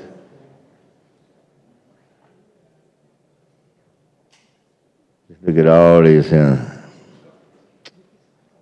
Let me see. Let me see. Let me see. I'm still looking for this.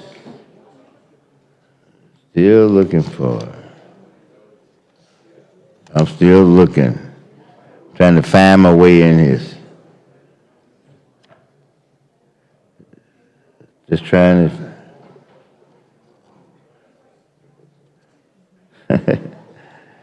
The reason I'm chuckling because I'm just looking at these increases some of these folks getting, and let me see what we got. Let me see what we got right here. Let me see.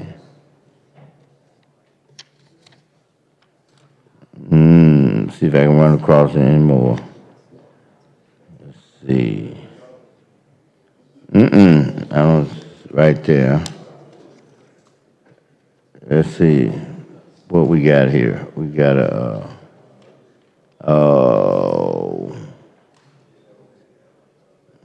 okay. I mean, this is unreal, y'all. In my wildest dreams, I never thought that I'd be standing here looking through some paper, trying to determine all this stuff.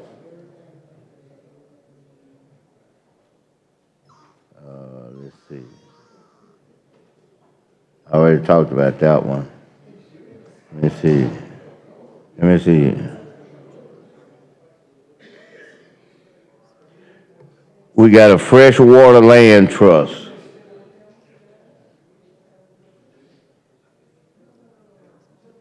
%90 of the appropriation that was made in the initial budget was taken out. Let's see. Let me see. Let me see what else we got.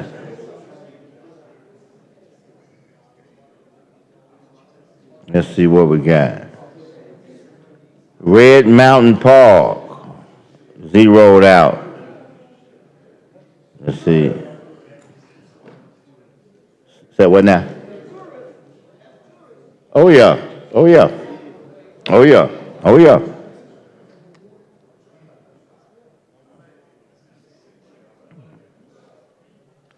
Yes. I'm just trying to see before I get to talking. My colleague over there, before I would get to talking, I'm just trying to go through and just see, make sure that I haven't forgotten anything. Well, all right. Well, I've looked enough I've identified majority of things to everybody in here, so and I want y'all to know something else. This is the first time I've ever seen something like that since I've been in this legislature. And other than the man sitting right there, I've been in here more long than anybody else. And I have never seen this in any shape, form, or fashion in any one county. I have never seen this. Okay? So I'm hoping that this can be corrected. I really do. But in the meantime, let's see. I'm trying to figure out, let me see.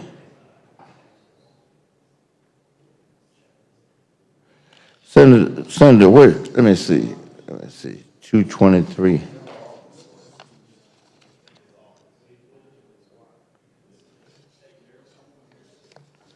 It's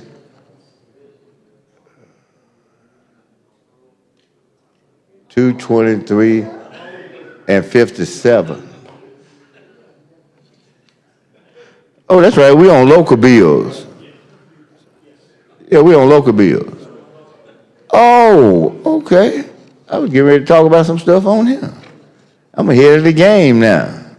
Yeah. Don't be jumping ahead. Oh, Don't be jumping ahead. I won't. I'm just sitting there, because I was getting ready to ask, I really was getting ready to kind of dive into these, and I was going to ask the pages, one of the pages, go get me a copy of each one of these bills, so we could just go do that, but we ain't even got to this yet.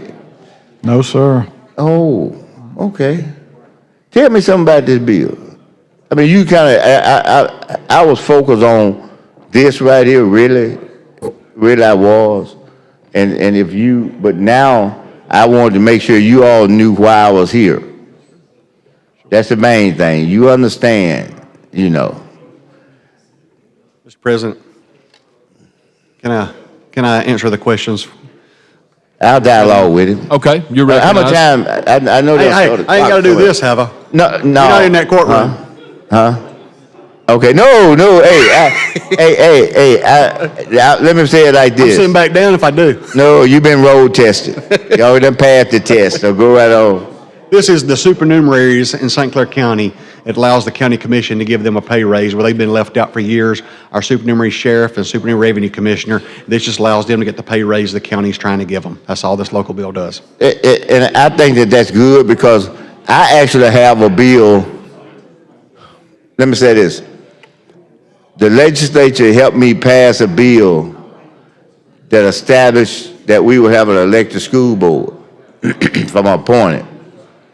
In that, in my infinite wisdom, I put a cap on what I said that they should be compensated. Well, guess what has happened? Went over. No, the state, we passed one for the state that pays more than the cap I put on them. So it's a similar bill that I have. It's not quite through advertising, but it's a similar bill that says that they will be paid to whatever the state amount is. And so it's kind of like your bill, you know, the way you're just trying to bring folks up the way they should be. Right. And so I don't see anything wrong. Listen, I'm going to make it a little clearer to you. If I did see something wrong with it, I would still vote for it, because that's a local issue, you know. So I thought I'd tell you that I'm not up here to pass judgment or place my infinite wisdom on your local legislation, right. Okay? I just thought I'd make that perfectly clear to you that I don't have any problem, people, because you'll be the person that will answer if something is wrong there, you know, not me. I kind of wish the House would hold off another week on that budget. I know it. I can't believe that, though. And the bad part about it, I was with some people who should have mentioned that to me, but I don't know why. I can't figure it out. You know. You got me where I'm going to look at it here in a little bit and see what's in there. They juiced it up pretty good. They just unjuiced what I just told you. That was the problem. They took the juice away from it. Some of these people got an increase. We got a few new ones in there. So they decided to take those out. I'm sure we got a good general fund chair up here that'll work on that thing for you and try to figure it out. Well, the thing about it is, I want to help motivate the conference committee so they won't, at the last minute, try to do the ropey dope. Remember now, I've been here long enough, I've seen the ropey dope. What is a ropey dope? What is a ropey dope? I want to hear that. The ropey dope is that, I'm going to show you the ropey dope. All right. That's my bill right there. The body passes the bill. There's a small contingency in here that may necessarily not support the bill. Then they run down to the House and work up a large enough contingency to be all against the bill. The same persons who's in here said, I work and support your bill. Okay? The ropey-dope in this situation is to say, yes, we're going to put it back in. Then we go to conference. And then all of a sudden, you don't have a 2-2. You might have all three of ours to do it, and then you have one of them to do it. So now we can adopt that. See what I'm saying? That's ropey-dope. I learned something new today. That's ropey-dope.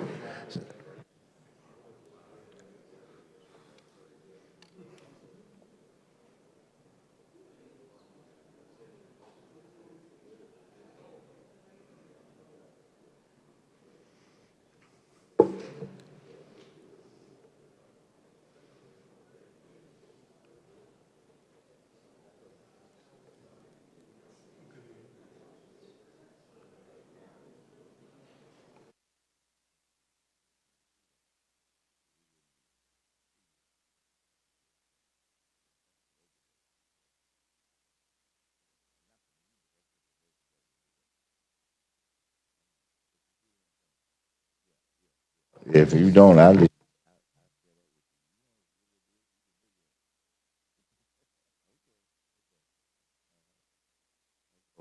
Okay, I got you. Hey, Senator Smitherman, you care if I recognize my special guest? Not at all, Mr. Chairman. All right, guest of, when I call your names, y'all could please stand. The guest of Senator Beasley and Senator Stewart, Commissioner Elise Talbert of Macon County, if you could please stand. Welcome to the Alabama Senate.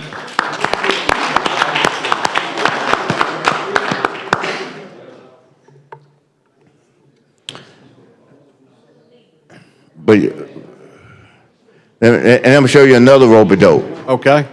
I'm going to show you another rope-a-dope, you know. All right? Do you call what you did to Senator Gudger earlier a ropey dope? That April Fool's joke, do you call that a ropey dope? No. Okay. See, okay, since hey, I forgot, hey, let me tell y'all, I forgot I was standing up with another lawyer. So let me go on now and be lawyer etic, okay? Because I gotta get like that. So my answer, you say that no, that's not it because it was not accurate. it was not true what took place. The ropey-dope is when somebody try to tell you that it ain't true what took place, and it is. See, they ropey-dope you by getting you to think over here that it's not, but in fact that it is. Now, I'm going to tell you the biggest ropey-dope in here. See, that's why I'm really glad we're talking. Not just you, I'm really glad we're talking. Because I want everybody to understand, you know, when they said just like this, this is what you probably could say. You could probably say right now something like this. You could say, okay, since the House did that, then let's not fool with, you know, these House bills. Let's just fool with Senate bill. But the ropey-dope is a House and a Senate bill. So they don't, you got what I'm saying now? Oh, yeah. They don't get nobody's attention because all the ropey-dope is, I'm thinking I'm getting their attention. And they just said, okay, we just gonna pass the Senate bill and we're gonna be through with it, and then let Smithman just stand up there and we're gonna go on by our bill and go, we done done what we need to do. And we don't care about what happened to that county or anything like that. And we don't have to be concerned about it. I ain't talking about y'all, but I'm talking about where it's coming from. Because the ropey-dope would be that they just take it, go back that way. You know, so that's what I meant when I said ropey-dope, you know, because you presenting one thing, but in essence, it's just the opposite, you know. So that's I had to say that. That's the significance of why the whole process has got to do that. Right. Yeah, because My wife probably thinks it's a ropey dope. You know, today's our 19th anniversary. Oh, it is. Who gets married on April the 1st? I mean, April Fool's Day. She thought it was probably going to be a big joke. Here we are 19 years later, and she's still stuck with me. I just learned this one got engaged on April Fool's Day. Yeah, that's a little bit more than 19 years ago, I think, for him, though. Yeah, look at y'all. Yeah, we woke up this morning get to come down here, can't take her nowhere to eat. So I guess I got to make up for it this weekend on, celebrate a little late anniversary. Now, you know how to do it. Oh. Same thing you did to get her. Same as you. I do yes, ma'am, and go where she wants to go. I told you what Jack Bill said. What's that? Her name, tell me your wife, her name is really She Who Must Be Obeyed. That's the real name. My dad always told me, make sure you get the last word. Say yes, ma'am, and go on. That's right. Because that's the only last word that you could get. Oh, yeah. Oh, yeah. Well, I hope you get changed. Well, let me say this. So you can see how I aim to please now. Because, there's no doubt in my mind that if consideration had to be given, and it was the opposite, you would give it, okay? So I didn't want you to know that. I'm saying that publicly. I think you would. So, but I have a solution. You gonna tell me you're gonna give me a gift card to Helen? Take her there this weekend, right there beside your office? I wish I did. And in fact, I got a gift card that was given me. Let me back out and say this. I'm one of them kind of people that when they get stuff like you, and you get stuff for Christmas, like a gift card, or like a piece of clothing or something. I'm serious when I say this. I save it. It's probably 6 months before I wear it. Yeah, because I want to save it, for a special For the moment. time, for a special moment. So that's what someone told me. They gave me a birthday card. And remember now, my birthday was the 2nd of March. So today is a month later.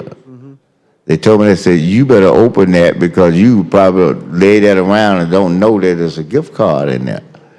So I went to get the gift card, and it's just like what you was, I'm telling you all this to tell you that I would, for the purpose you said about Helen, I'd give you the gift card, And see, they think I'm saying that, but I will. They don't know you got one of the best restaurants around right there beside your office. But I would if I said I would. Like I said, some of them they think they know, but Okay, so the problem is though, it ended up being the wrong card.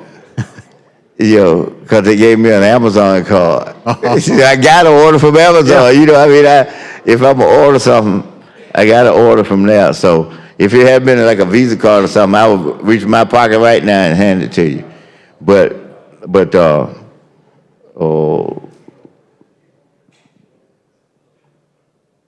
So this is what I'm going to tell you. The solution here's a solution. A solution is for at a certain point in time, probably I'll say this. I'm not saying it because of me standing here. I'm just saying it because looking at the time. Probably in about an hour, we already just adjourn. Then You've already tried that one time today. I know, but I ain't say I was gonna make the motion. You know what I'm saying? I didn't say I would, but that's a solution, and I would be in favor of it. If that's the case. I'm not asking nobody to do it. I'm just saying I didn't want anybody to think that I'm trying to be hard pressed over here, that I won't accept, that, and that can meet with your case, your anniversary, and then it'll give a little more time for them to kind of think about what's going on downstairs, and then we can see what if anything, we can get this addressed. You think they even know you're up here talking? No, they don't know yet. No, that's why I got to talk every day. Eventually they'll know it. They'll eventually know it, so that's all, I was wondering if you got any Snicker bars in that little box beside you, that little yellow box right there. The ante has gone up. It's got to be a Mountain Dew and a lemon pie. Key lime will substitute and help. Well, if that don't work, then get the key lime. I'm right here with you. If that don't work, there's some pound cake and bluebell vanilla ice cream or French vanilla. If we get you a Mountain Dew up here, we might move a few more local bills. And then if that don't work, get me a root beer so I can make a root beer float. and That's eat. nice cream for that. Oh yeah, that's what I said. Yeah. So then I'll take the Mayfield is pretty good, you know, because I like that French vanilla. Get you Barbara's real signature vanilla. Don't forget about that old RC Cola. It was the bomb. It's the bomb. Then they did away with it, I guess. Yeah. Find it. But you know, let me tell you. Now that brought up another stuff. How much time we got? Okay, that brought up another time. Okay, you know, we in these times now that stuff gonna start costing out the roof. It's just gonna happen. I didn't say for any reason why, whatever, but it's just gonna happen. Maybe gouging, maybe whatever it is. Okay, stuff gonna go out the roof. So, where you know that I've been here before when these kind of economic things happen. You know, we get into why that we got enough. Look, 12 days we had time to get into why before it's all over and all that. but so if you go buy a Coke, you know, the little cooler that's right by the cash register. You know how they have a cooler here. They put them there so you'll right get here. They use it, I think, $2.69. I don't know why that just sticks to my mind. Well, see, with the kind of economic times, I had to go back to my roots. And in that situation, going back to my roots, I couldn't buy a Coke for $2.69 plus tax. So guess what I had to do? I had to go buy a Faygo for $1. $1 Faygo. There wasn't nothing wrong with those, though. Ain't nothing wrong with them right now. You come to my house, I got Faygo. Yes, sir. I got to cut back. I mean, that's the adjustment. Okay, see, because I've lived through it. I know what's going to call for you to do what you got to do. What about them RC Colas and put you some salted peanuts in there? That's right. And that's your dinner. That dinner. Okay? Well, we grew up. Oh, yeah. Oh, yeah. So that's, well, look here. I might have said this once, but I got a better one. Normally, cook 6 pieces of bacon. Okay? 3 people now, 6 pieces of bacon, 4 scrambled eggs, put a little cheese in them. You know, when you stir them, cook them good. All right. Now, 6 pieces and 4 eggs.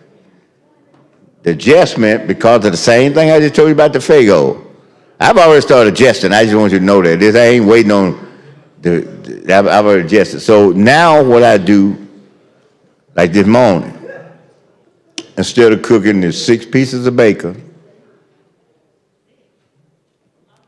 they're 2 apiece for 3 people. So instead of cooking 6 now, I cook 3. That's right, 1 piece. 1. And instead of 4 eggs, it's 3 eggs. Okay? Now you say they're getting less food. I just put in about an 8 more grits in the grit thing. Fill them up on them grits.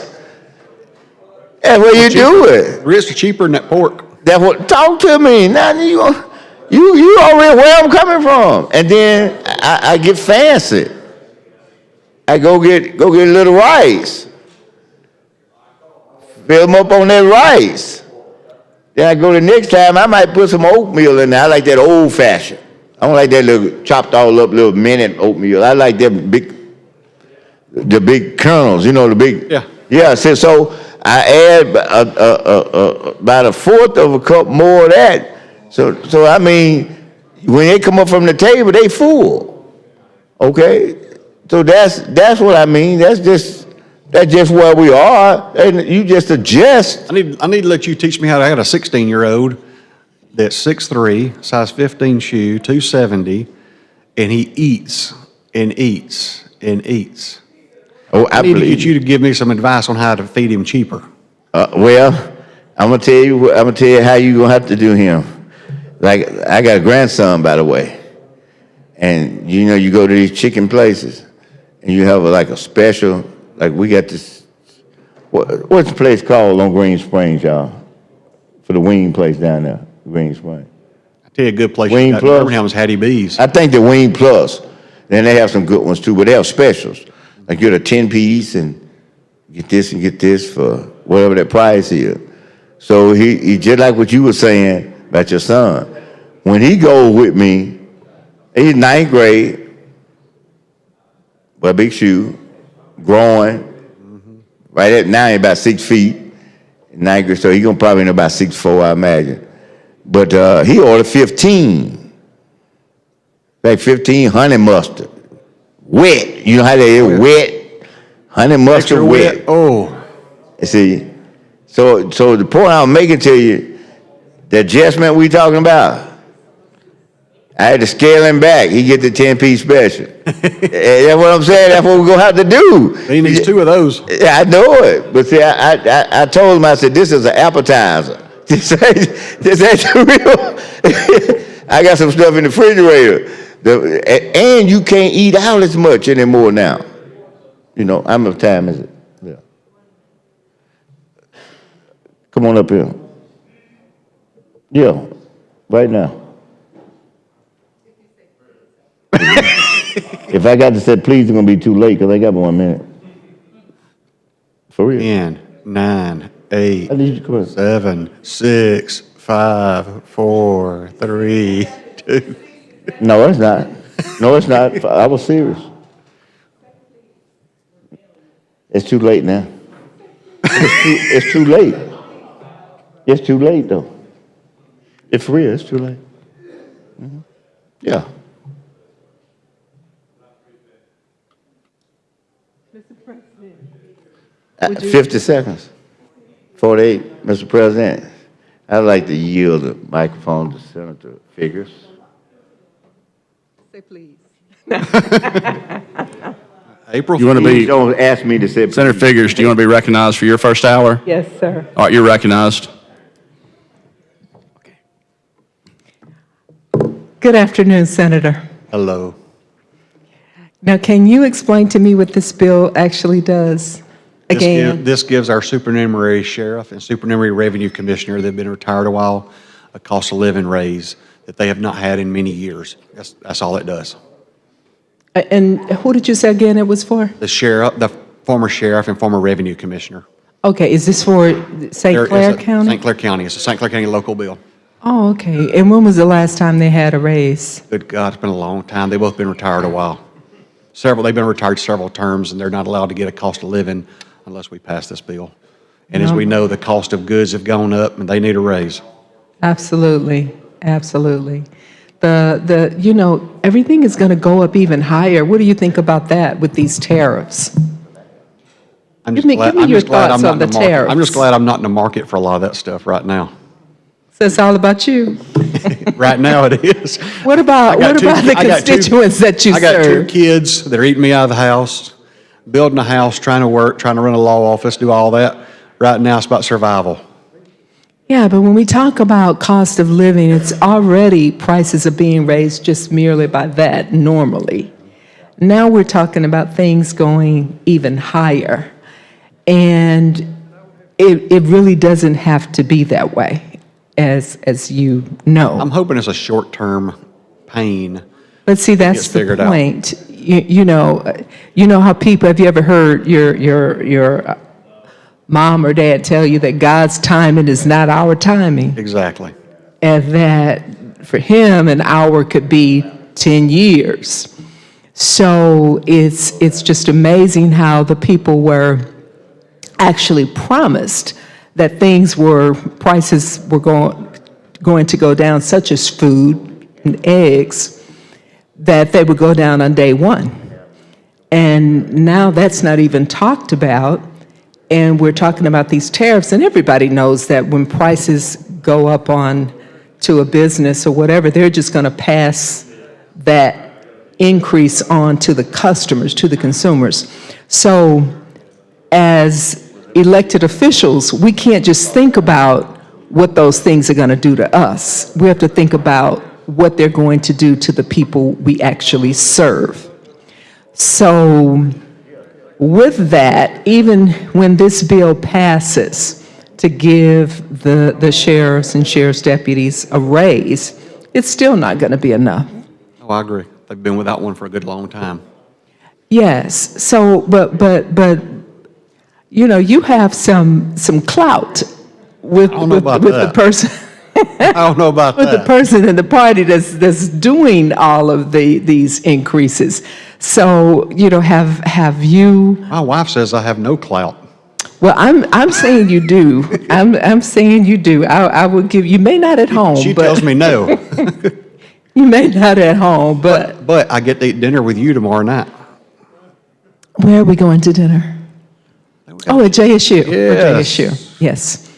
And, you know, and speaking of JSU, you know, I'm all about giving the raises for the faculty and the president and, you know, the staff and all, but I do not like putting increases with tuition for the students. I never like that. So when parents need to get their children a new vehicle, I just bought one yes. for a 16-year-old. Okay, so the you insurance- you did it before tomorrow. And the insurance is what's killing on a I'm 16-year-old. sure it is. I'm sure it is, and we have some of those bills coming this way too, dealing with insurance. But getting back to the cost of living increases, and, you know, like I said, that's a normal thing. We expect prices to go up as we go along. Things get a little bit more expensive over time, and, you know, of course, people want to have their raises, which goes into the cost of running a business.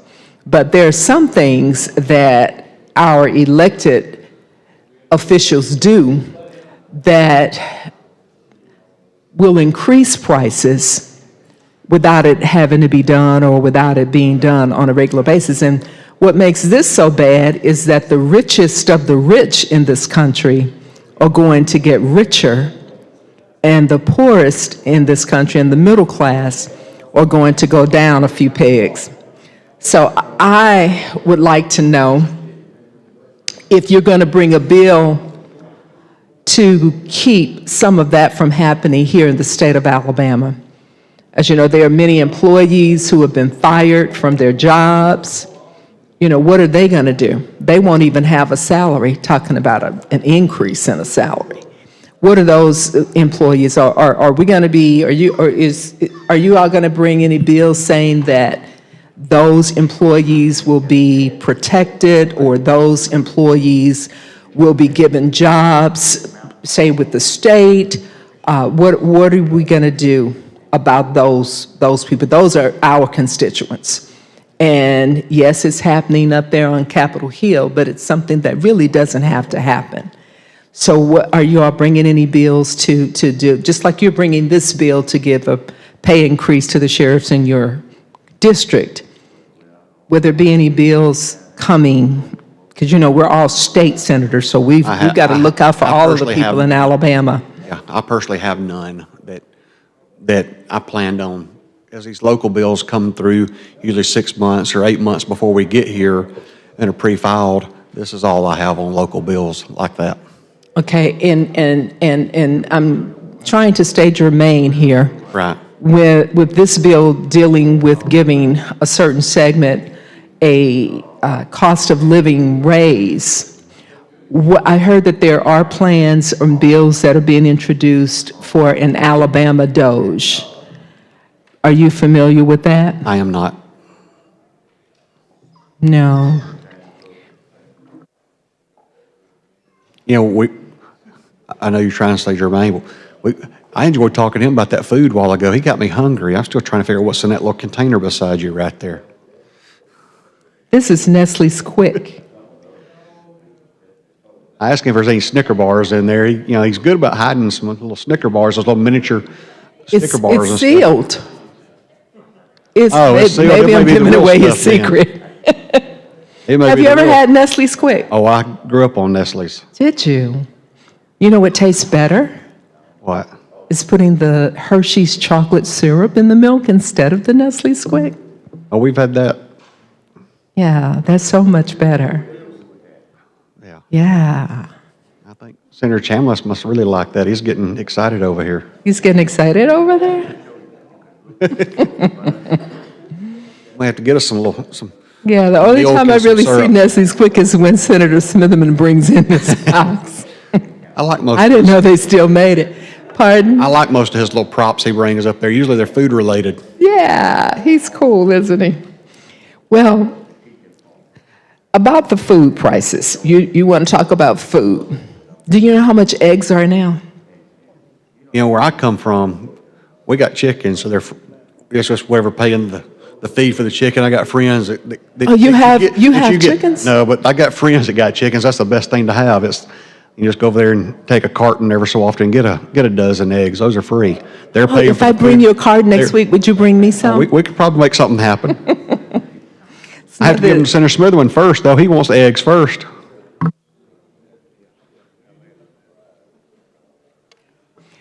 Mr. President, Yes, ma'am, you recognize. thank you. I'd like to yield the rest of my time to Senator Roger M. Smitherman from the great city of Birmingham, Alabama, who is also my alpha brother, who forgot to wear his gold and black today. I did. But I won't forget my green Thursday. That's right, that's right. The AKAs are coming to town. May I? Thank you, Mr. President. All right, thank you. Thank you. Let me give you some encouraging words. There beginning to be a review of the situation based on the conversation I just had. So it's a review, and we'll just see how well the review go about what took place. At this point, I'm not even asking why. I don't even need to know why. I just need to let y'all know that there's progress that is moving. That I think that may allow us to get to a point today where we need to be. I see an issue on our special order calendar where there's been a lot of work been done in that issue, and I think that hard work, anytime that you look into pull up, when you're trying to work on things and you get to a certain point, you just have to go get the Webster Dictionary, see what it tells you. And you have to look up the one word called politics, and it's the art of compromise, So that's what I think they did with that particular bill, and they'll be commended for that.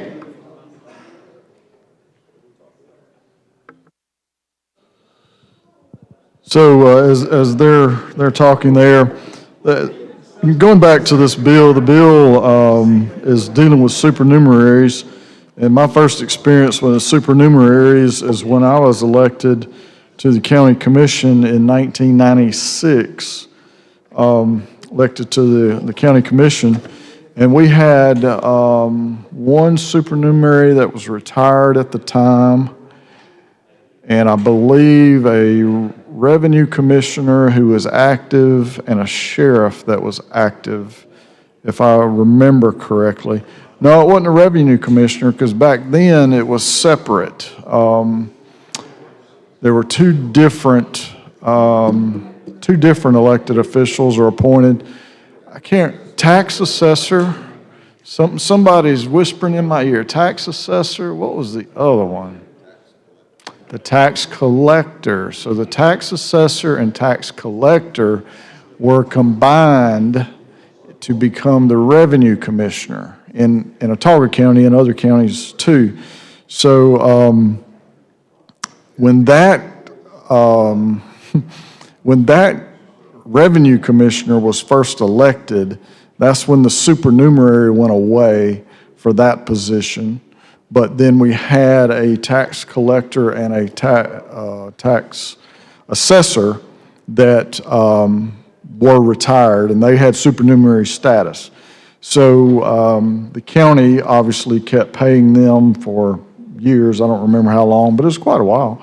And then I believe our latest, actually not, the sheriff, 2 sheriffs ago, he's still living, and I believe he has supernumerary status as well. So the point of it was they had to pay in, I believe it was 5%, if I remember correctly, 5% of their salary to the county coffers.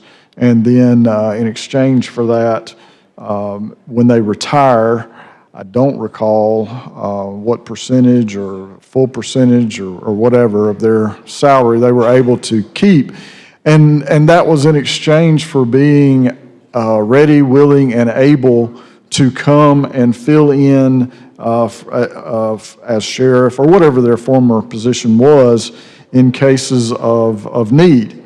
And that could have been a lot of different things. And supernumeraries had a status. Now, why do we not have many supernumeraries anymore? Well, the reason that we transitioned over to retirement instead of supernumerary is because what you had in the supernumerary system was it didn't have a mechanism like the retirement systems of Alabama, where you have a big pool of people paying in, and then the people that are retired are paying out of that. It was real small and localized, and you could see, what if you had 4 or 5 people, 6 people on that were supernumeraries or paying into the supernumerary, and they all retired at the same time. That would be a huge hit to the county's general fund.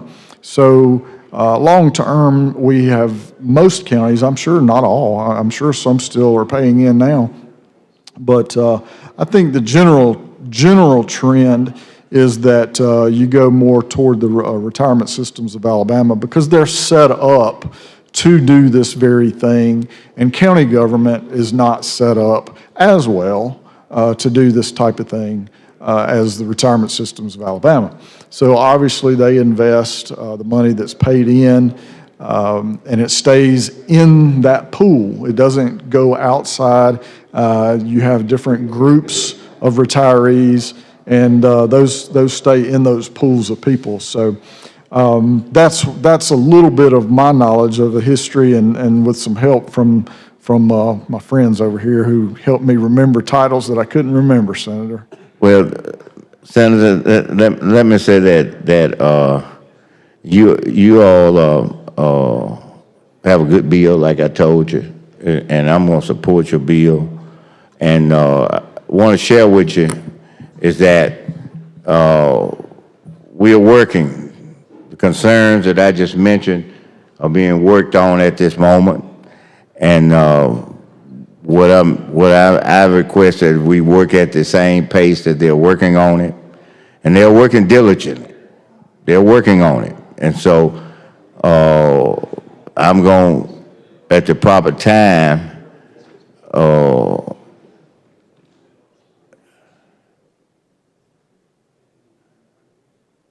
But anyway, I actually thought that you won't believe this when I first started talking, because I was so deeply.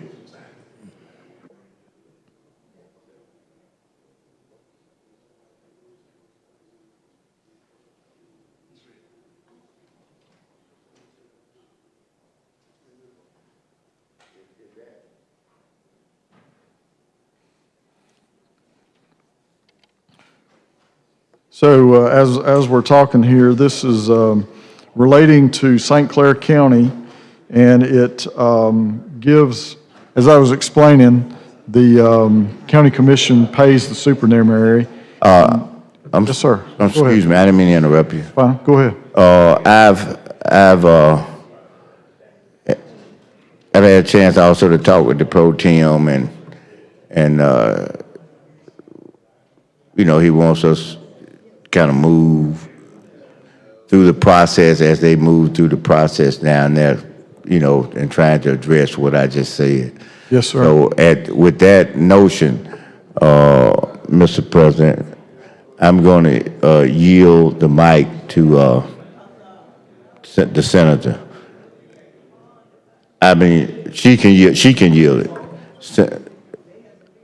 Oh, I got you. I know what you're saying now. Senator Figurs, would you come up so you can yield the mic to Senator Chambers?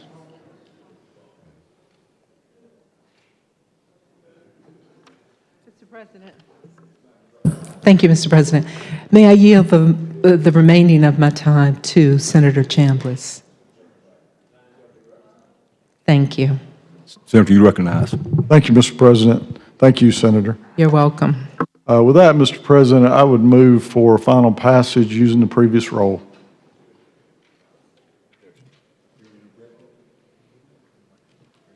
Hearing any objections? Secretary, call the roll. Mr. Albritton, Mr. Williams. 30 ayes and no nays. Bill passes. Secretary, call the next bill.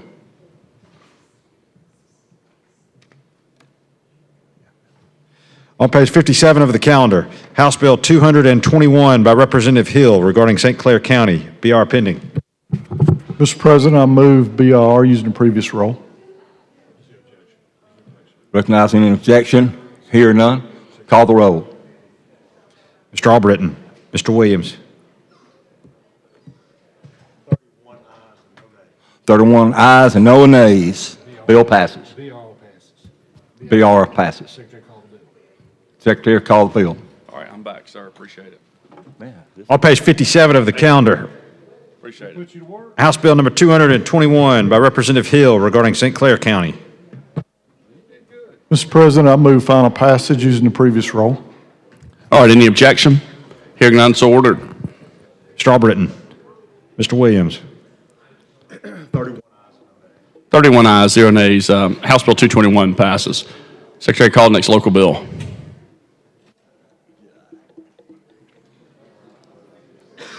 On page 57 of the calendar, House Bill number 220 by Representative Hill regarding St. Clair County, BR pending. Mr. President, I move the BR using the previous roll. Any objection?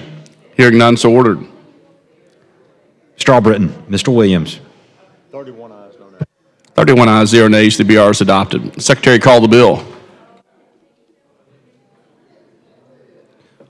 On page 57 of the calendar, House Bill number 220 by Representative Hill regarding St. Clair County. Mr. President, I move final passage using the previous roll. All right, any objection? Hearing none, so ordered. Mr. Albritton, Mr. Williams. 31 ayes, 0 nays. House Bill 220 passes. Secretary, call the next bill.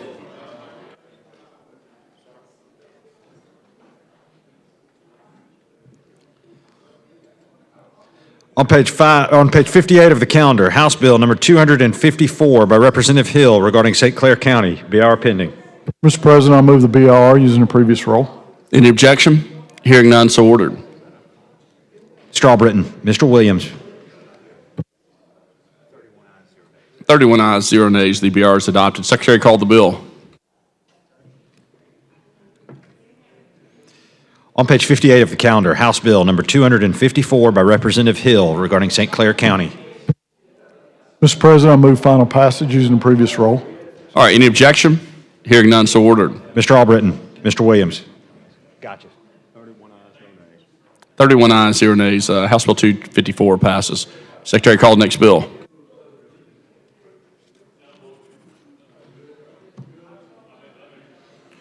On page 58 of the calendar, House Bill number 294 by Representative Butler regarding Etowah County, BR pending. Mr. President, I move the BR using the previous roll. Any objection? Hearing none, so ordered. Mr. Albritton, Mr. Williams. 31 ayes, 0 nays. The BR is adopted. Secretary, call the bill. On page 58 of the calendar, House Bill number 294 by Representative Butler regarding Etowah County. Mr. President, I move final passage using the previous roll. Any objection? Hearing none, so ordered. Mr. Albritton, Mr. Williams. 31 ayes, 0 nays. House Bill 294 passes. Secretary, call the next bill.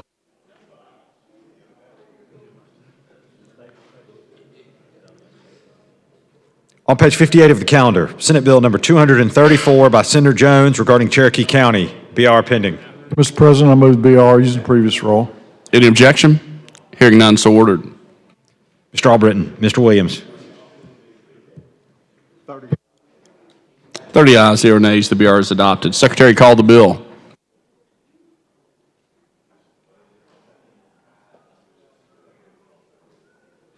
On page 58 of the calendar, Senate Bill number 234 by Senator Jones regarding Cherokee County. Mr. President, I move final passage using the previous roll. Any objection? Hearing none, so ordered. Mr. Albritton, Mr. Williams. 29 ayes, 0 nays. Senate Bill 234 passes. Secretary, call the next local bill.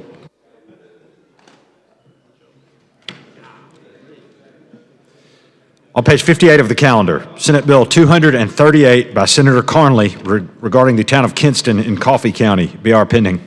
Mr. President, I move the BR using the previous roll. All right, any objection? Hearing none, so ordered. Mr. Albritton, Mr. Williams. 30 ayes, 0 nays. The BR is adopted. Secretary, call the bill. On page 58 of the calendar, Senate Bill number 238 by Senator Carnley regarding Coffee County.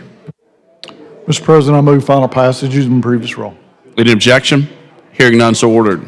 Mr. Albritton, Mr. Williams. 30 ayes, 0 nays. Senate Bill 238 passes. Secretary, call the next bill.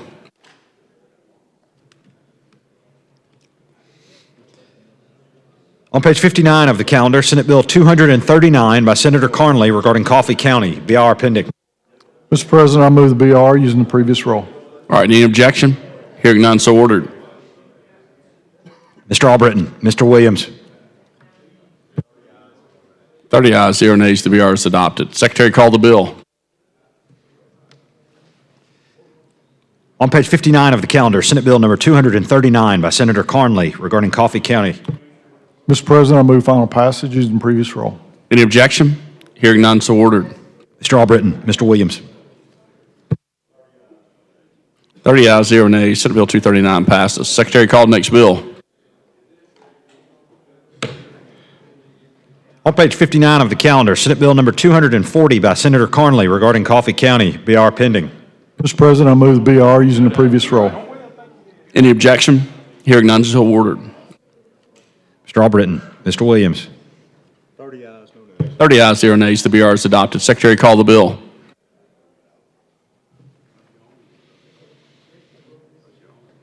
On page 59 of the calendar, Senate Bill number 240 by Senator Carnley regarding Coffee County. Mr. President, I move final passage using the previous roll. All right, any objection? Hearing none, so ordered. Mr. Albritton, Mr. Williams.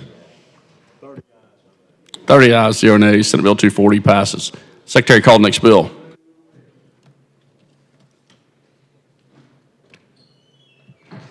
On page 59 of the calendar, House Bill number 369 by Representative Stubbs and others regarding Elmore County. BR pending. Mr. President, I move the BR using the previous roll. All right, any objection? Hearing none, so ordered. Mr. Albritton, Mr. Williams.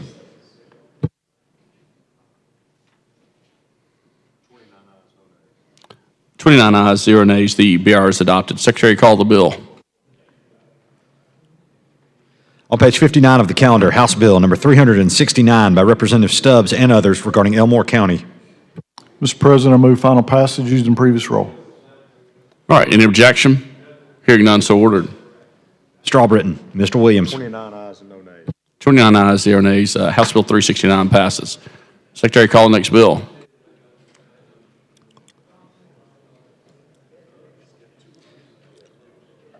On page 59 of the calendar, House Bill number 371 by Representative Ingram and others regarding Elmore County. BR pending. Mr. President, I move the BR using the previous roll. All right, any objection? Hearing none, so ordered. Mr. Albritton, Mr. Williams. 29 ayes, 0 nays. The BR is adopted. Secretary, call the bill.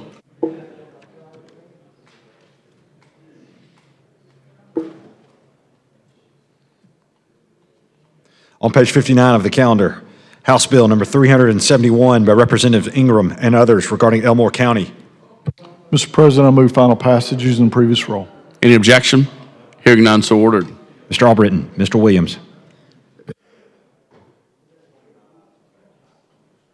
29 ayes, 0 nays. House Bill 371 passes. Secretary, call the next bill.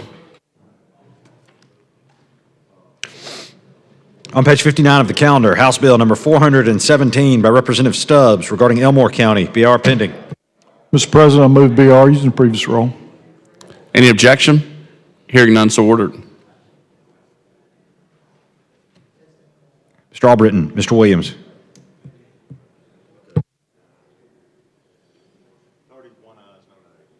31 ayes, 0 nays. The BR is adopted. Secretary, call the bill. On page 59 of the calendar, House Bill number 417 by Representative Stubbs regarding Elmore County. Mr. President, I move final passage using the previous rule. Any objection? Hearing none, so ordered.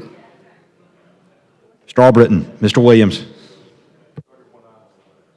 31 ayes, 0 nays. House Bill 417 passes. Secretary, call the next bill.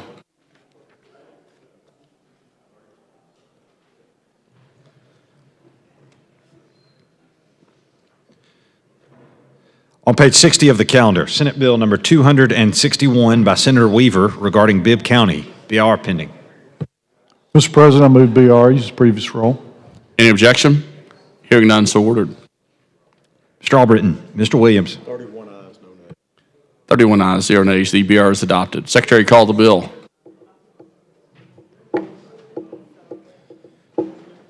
On page 60 of the calendar, Senate Bill number 261 by Senator Weaver regarding Bibb County. Mr. President, I move final passage using the previous rule. Any objection? Hearing none, so ordered. Mr. Albritton, Mr. Williams. 31 ayes, 0 nays. Senate Bill 261 passes. Secretary, call the next local bill.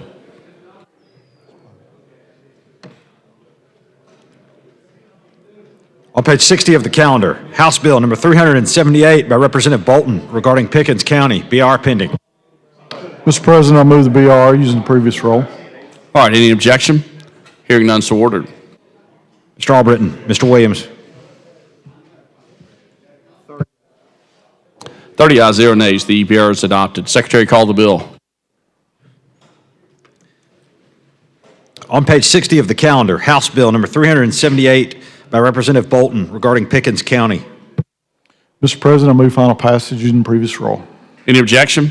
Hearing none, so ordered. Mr. Albritton, Mr. Williams. 30 ayes, 0 nays. House Bill 378 passes. Secretary, call the next local bill. On page 60 of the calendar, House Bill number 314 by Representatives Lee and Rim regarding Houston County, BR pending. Mr. President, I move the BR using the previous rule. Any objection? Hearing none, so ordered. Mr. Albritton, Mr. Williams.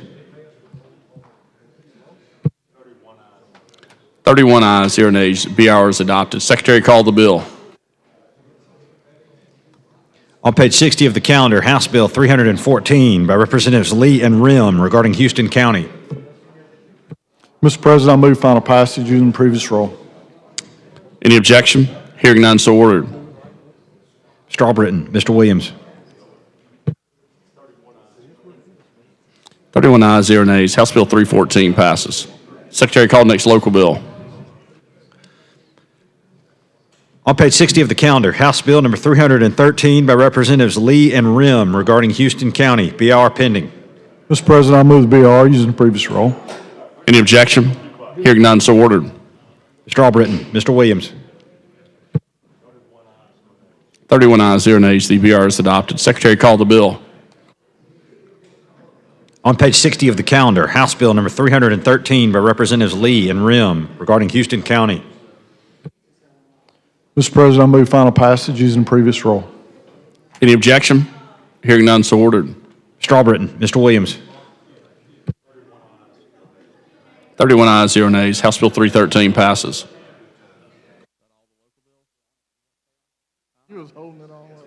All right, that concludes local bills. All right, Secretary, call the next bill. Regular bill. On page 7 of the calendar, Senate Bill number 110 by Senator Williams and others regarding trucks, BR pending.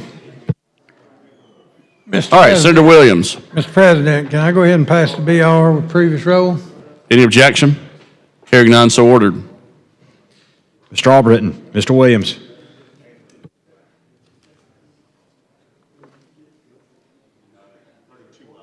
Thirty-two ayes, 0 nays. The BR is adopted. Secretary, call the bill.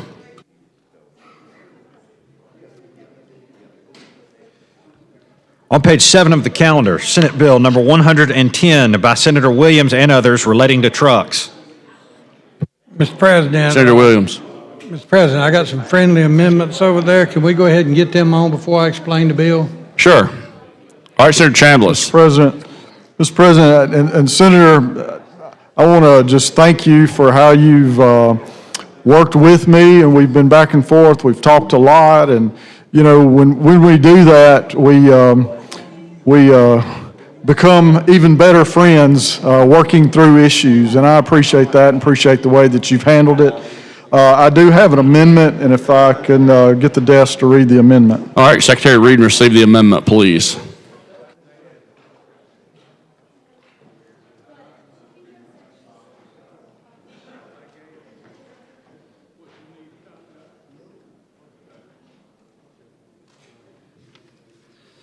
Amendment to Senate Bill number 110 by Senator Chambliss.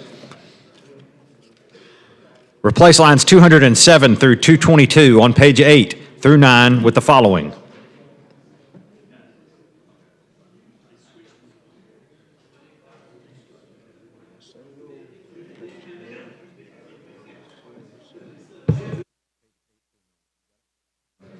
Replace lines 259 through 261 on page 10 with the following.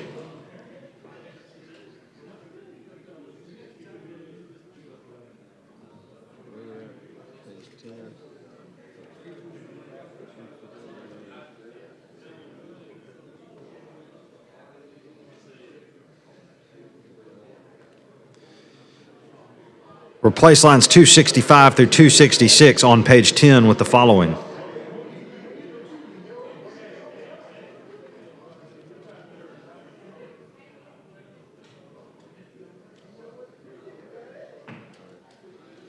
Replace line 277 on page 11 with the following.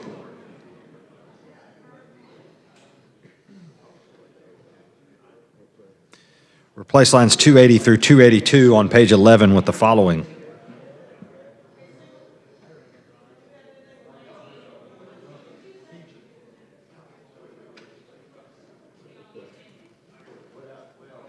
Replace line 284 on page 11 with the following.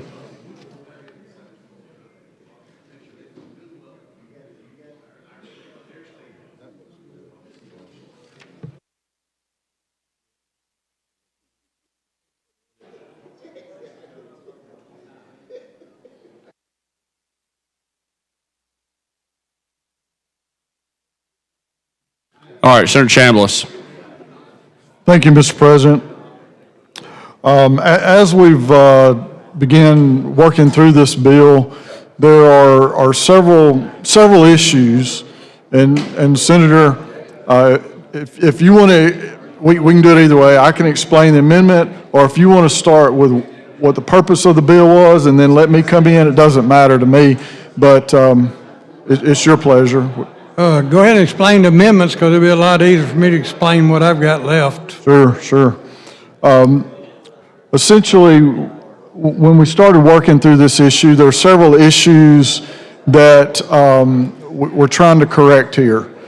The first issue, and first and foremost, is the safety of our state personnel and the drivers of the log trucks who are standing on the side of the road and who are being delayed in hauling their load to the mill.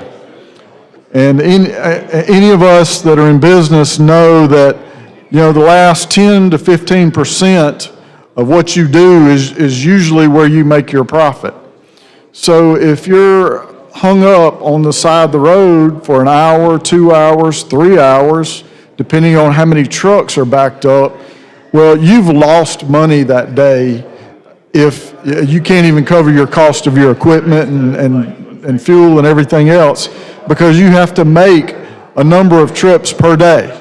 And there are a lot of factors that figure into that. But, you know, several that I've talked to, you know, they need to make anywhere from 3 to 5, depending on a lot of stuff, but somewhere in that range to make money.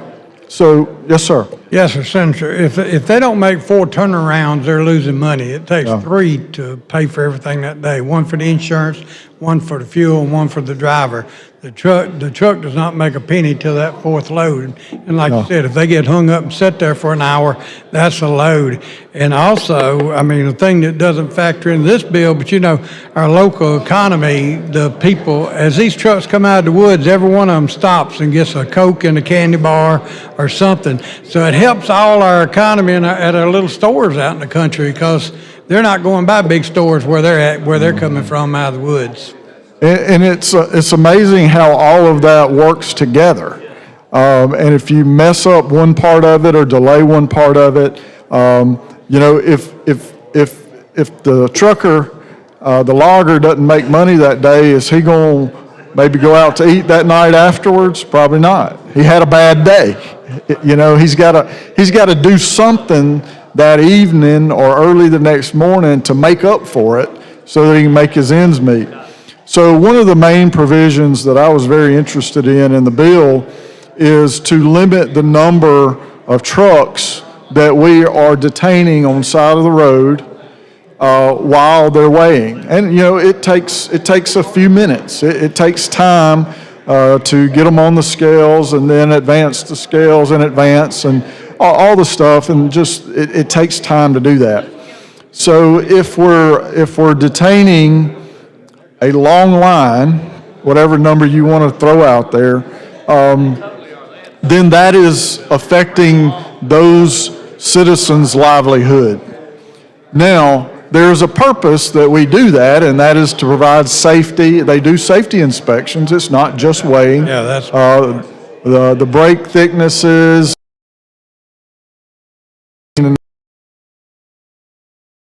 all the safety features that they do. They check all of that kind of thing. So that is a valuable service to the citizens. But if we take it to an extreme and these people can't make money, then we get into, we don't have a box for our favorite online retailer to send us something to our house. You know, so it all works together. And so what we wanted to do, one major part of it, is to reduce or restrict the number of trucks that can be pulled over at one time. There's been, I guess, discussion at one time that it'd just be 1, just be 3, and I think where we settled is there'd be a maximum of 5. Sir? We all gave a little. Everybody gave a little. Everybody gave a little in that. And you know, that seems reasonable because as soon as one is weighed and checked and he moves on, then you pull another one in, and any that come by during that time is their lucky day. They just keep get. Nice. But if you're running 4 times a day, the likelihood of you missing all 4 times is kind of small. You might miss 1, 2, 3, but you're probably not going to miss all 4. And I don't know, I'm sure as they're coming down the road, if they know they already weighed one, I don't know if they can tell that far ahead of time or not, but. Pretty much, if you got a CB, you know they're up there doing it. Well, I mean for the people that are pulling them over.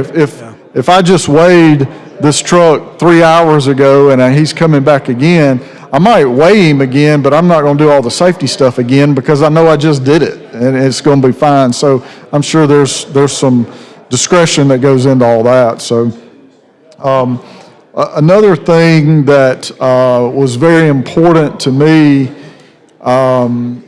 is, and this is where I had to get an education. I don't drive a truck, so I don't know. But from what I'm told and understand is now that there are different suspension systems than they were back in, several years back. And I related in my head to my race car days where it's springs and shocks. It's all mechanical. And that's the way the trucks were and had been for a long, long time. But now I understand that they're more of a air suspension Air ride. system. And there's orifices that open, close, large or small, that balance all of that suspension so that when you pull that truck up on the scale, it takes time for that system to balance it out. And if you don't allow it time to balance it out, then you get false readings. You get false high readings. And that makes sense to me because the scales have some type of height to them. Yeah. And I think 6 inches or so, is that about right? Yeah, 6 to 8. 6 to 8. Pulled up on them. So when you lift up that axle, that 6 to 8 inches, it is going to show a higher weight until that air system settles it back out. So from that, we have the potential and are having false highs, false increased weight. So one of the things that the bill does, and especially this amendment, it allows for 2 different options. If you're there at the scales and you're within 10 miles of the mill, then you can go ahead and go to the mill with one of the troopers and weigh your truck at the mill. And if that set of scales that weighs gross, and those scales are certified by Ag and Industries, and so it's not just, it is regulated. But if that gross shows that you are under gross, well, then that ticket goes away because it's obviously a false high. Let's say you're 90 miles from a mill. Well, taking that trooper away, and maybe you have 2 or 3 in a row. Well, taking those troopers away, that just messes up the whole system. So the second part of this would allow the trucker to go to any certified scale, weigh his truck, and if he is under gross, then he sends that ticket along with a affidavit stating what happened, and he will be able to enter that online to ALEA. He don't even have to go to court.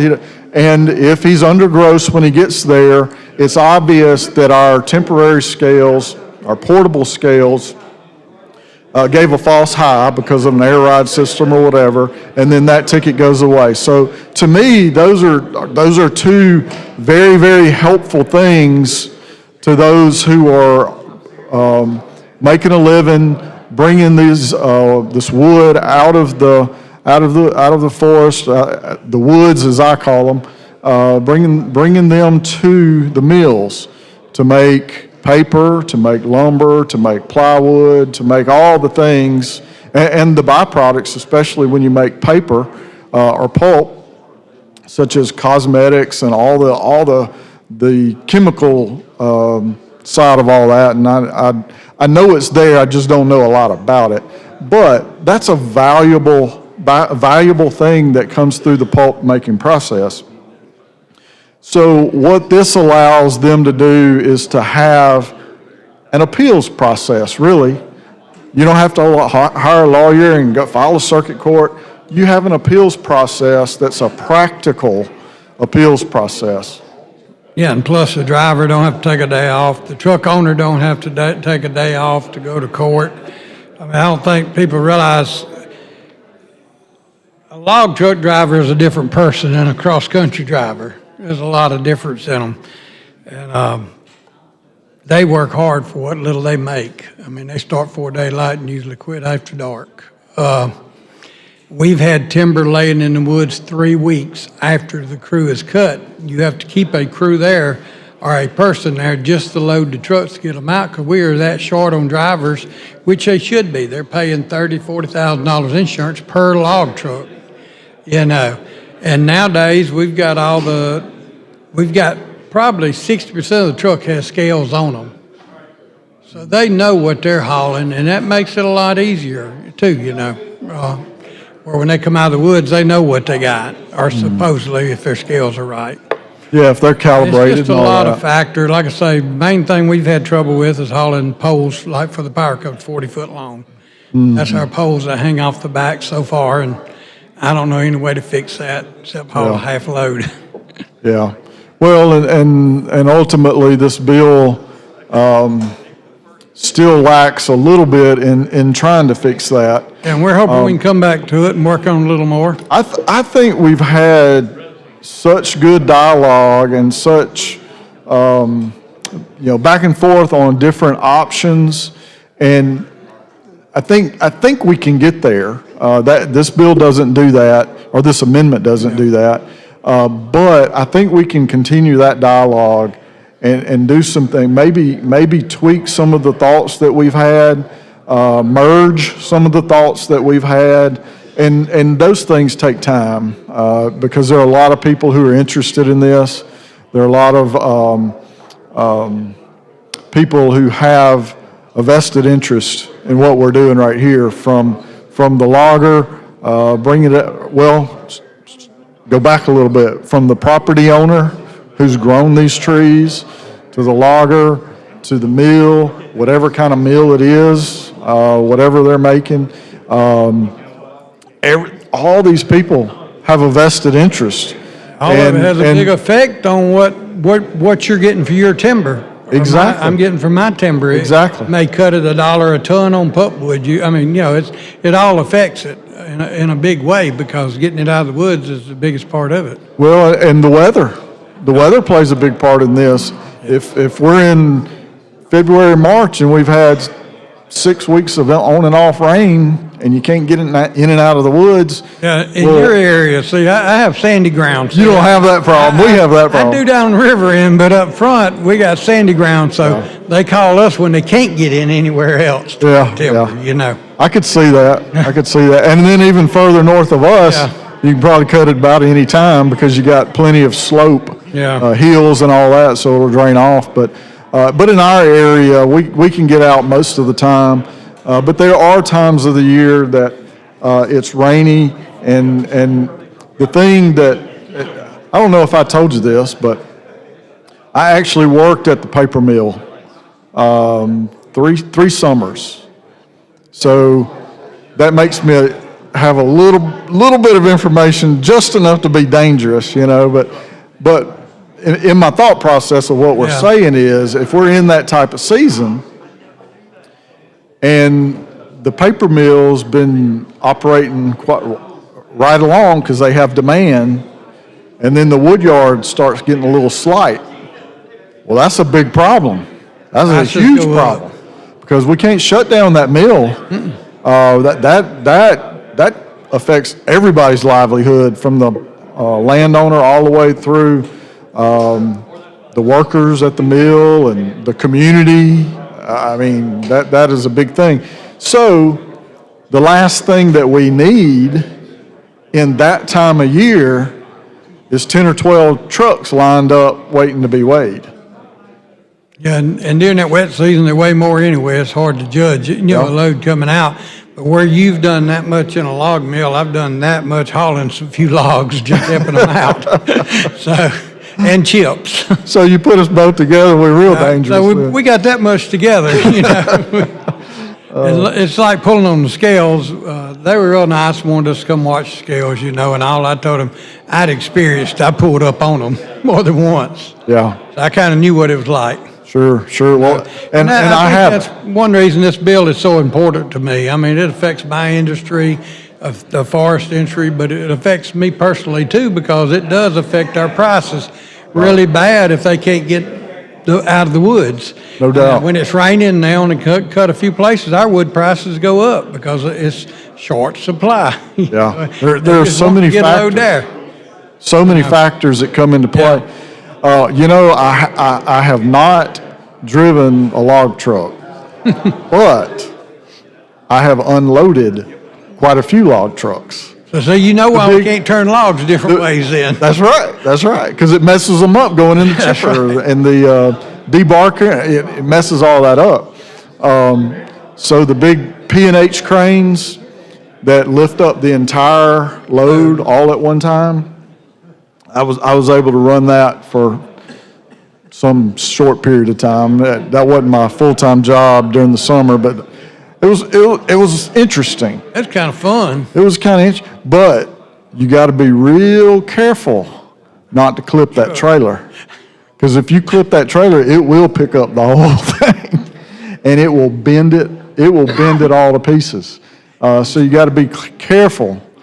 And you have a camera. I mean, because you're way up. I guess 80, 90 feet probably, maybe. I don't know how high it was, but and you have a camera at ground level, so you're obviously looking down from your crane, and you're able to see everything. But you also have a camera there that's at ground level, so you can see when it gets around those logs, but it's not too low, and it clips that trailer, because it will tear those trailers apart, because they're not built to be lifted from the center. They just kind of bend. That's why the loader in the woods is the most important and the highest paid person they have in that crew. It's not the cutter, it's nothing else, the guy that loads the truck, because it's up to him to load that truck right. It's a science. And the weights. An art. He's got to know more about it than anybody else. Yeah. So I imagine he's one that's had a lot of experience, and because it is different, you can't just load X number of logs. If they're smaller, it's X plus. If they're bigger, it's some fraction. So I would guess it's an art. I don't know, but I know growing up, we didn't run air conditioning growing up. Didn't either. But we live about a mile from the mill. So when the windows open, we had an attic fan going, and I could hear that debarking drum all night long. Those logs tumbling in it, knocking all the bark off of them. I didn't know what it was until I worked there. You went there. Well, my dad worked there, so he probably told me, so I probably had heard what it was, but I didn't know what it was. So when I went out there, I was like, oh, that's making the noise. So years and years later, we were actually camping out, and with my girls, they were younger, and we could hear it a long way away. There was clouds that night, so it was bouncing off the clouds. I was like, that's a debarking drum. So I got to explain all that to them, so that was kind of neat. But anyway, my dad, he worked out there, and he actually retired from the mill in Prattville. And that was a big deal to our family, and you and I talked a little bit about that, and you've shared some of yours. But this was back in the mid-'70s, and things were rough for our family because of some things that happened through no fault of my dad's. But his business, he ran a little not a convenience store, but a gas station. Had two bays, and I think it was 4 pumps. So that's what I started. I started pumping gas, and I remember that one day I pumped up, a car come in and pumped it, and I got confused about filling it up and $10 worth. And one day I stopped at $10 worth instead of filling it up. So my dad missed that $1 or so. Boy, you talking about getting a chewing. I understood what filling it up after that means. So, with that, I think, sir? It's been some good discussion. Yes, sir. I think if you're ready, I want to go ahead and just make a motion to adopt this amendment. Yes. And we can go from there. Using previous roll? Yes, sir. I make a motion using the previous roll. All right, any objection? Hearing none, so ordered. Mr. Albritton, Mr. Williams. 32 ayes, 0 nays. The Senator Chambliss amendment's adopted. Thank you, Mr. President, and thank you, Senator. Appreciate you working with me and getting to this point. All right, thanks, Senator Chambliss. I think we've said all about what we can say about this bill, Mr. President. I'd like to pass it using previous roll. Any objection? Hearing none, so ordered. Thank you. Mr. Albritton, Mr. Williams. All right, 32 ayes, 0 nays. Senate Bill 110 passes. Thank you, Senator Williams. Y'all want to do? All right, Secretary, call the next bill. Page 42 of the calendar, House Bill number 124 by Representative Wilcox regarding the Board of Optometry. BR pending.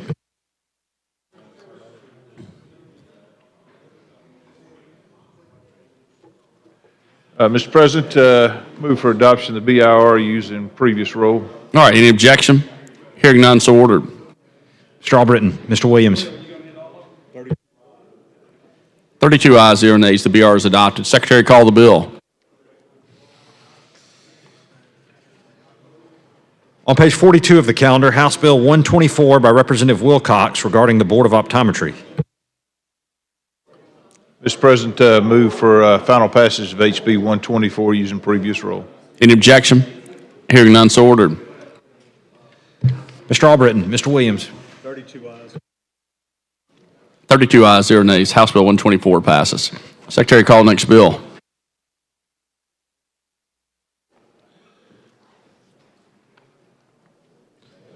On page 38 of the calendar, House Bill 125 by Representative Wilcox regarding the State Board of Veterinary Medical Examiners. Mr. President, move for adoption of the BIR using previous rule. Any objection? Hearing none, so ordered. Mr. Albritton, Mr. Williams. 32 ayes, 0 nays. The BR is adopted. Secretary, call the bill. On page 38 of the calendar, House Bill number 125 by Representative Wilcox regarding the Board of Veterinary Medical Examiners. Mr. President, move for final passage of HB 125 using previous rule. All right, any objection? Hearing none, so ordered. Mr. Albritton, Mr. Williams. 32 ayes, 0 nays. House Bill 125 passes. Secretary, call the next bill.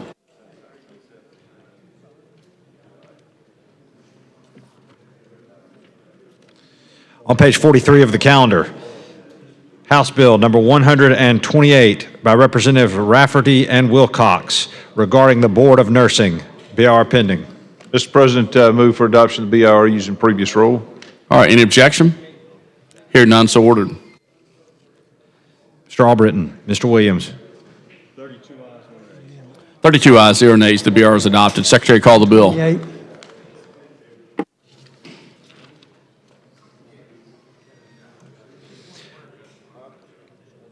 On page 43 of the calendar, House Bill number 128 by Representatives Rafferty and Wilcox regarding the Board of Nursing. Mr. President, see my colleague across the way, he may have some comments. I would move for final passage of HB 128 and subject to Senator Williams' comments. All right, Senator Williams. I've got an amendment for it, doesn't change but one word. All right, Secretary, read and receive the amendment.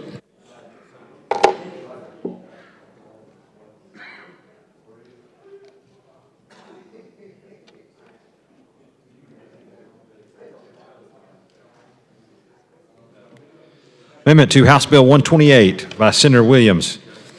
Replace line 74 on page 3 with the following. The governor shall appoint the one at-large member of the. Yeah, I can. Senator Williams, will you give me an idea of what that Yeah, I'm amendment does? trying to find it where I had it wrote down here.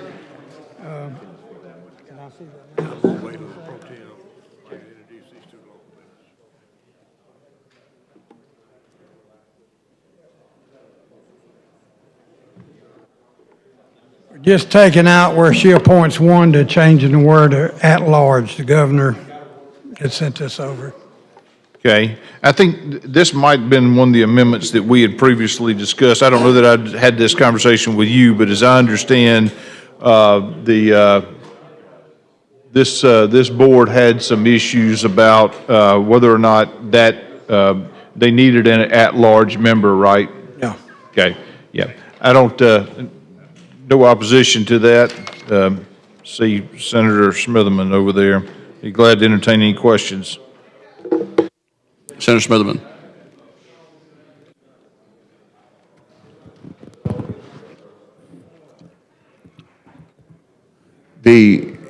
So what are we doing to changing the board? is this bill's purpose to change the board? No, sir. Senator Williams just offered an amendment. I think that amendment has been offered, I believe, by Senator Williams at this point, and it says the governor shall appoint one at-large member. Okay, what does this board do? It's the Board of Nursing. And so the purpose of the bill is to change the membership from a... The sunset bill itself just simply extends it the maximum of 4 years, made no changes, and we offered no amendments, so the Sunset Committee offered no amendments to that. And I think Senator Williams has one amendment that it would change just that the governor shall appoint an at-large member. I got you. Okay, thank you. Yes, sir. All right, got an amendment, and y'all want to? No, I'm fine with the amendment. I think it's a friendly amendment as I understand it, and I'll let Senator Williams adopt the amendment. And adopt amendment with using previous rule. Any objection? Hearing none, so ordered. Strawbritton. Mr. Williams.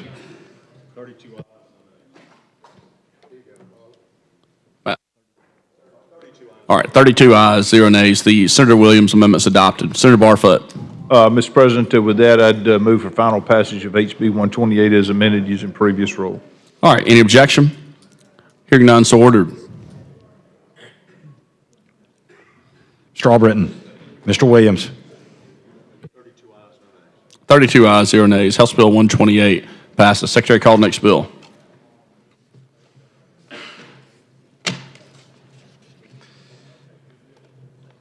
On page 27 of the calendar, House Bill number 123 by Representatives Underwood and Wilcox regarding the Pharmacy Board.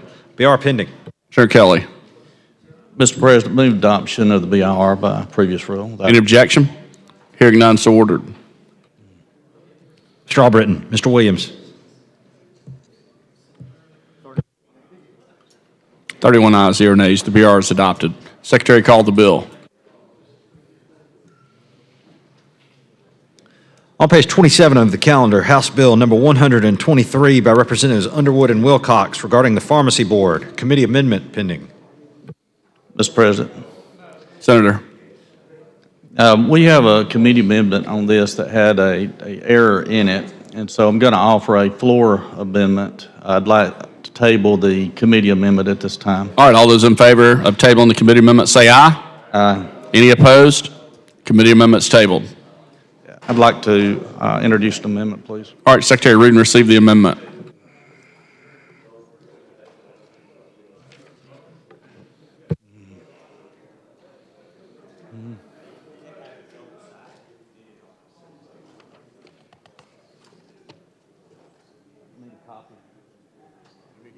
Yes, sir, please.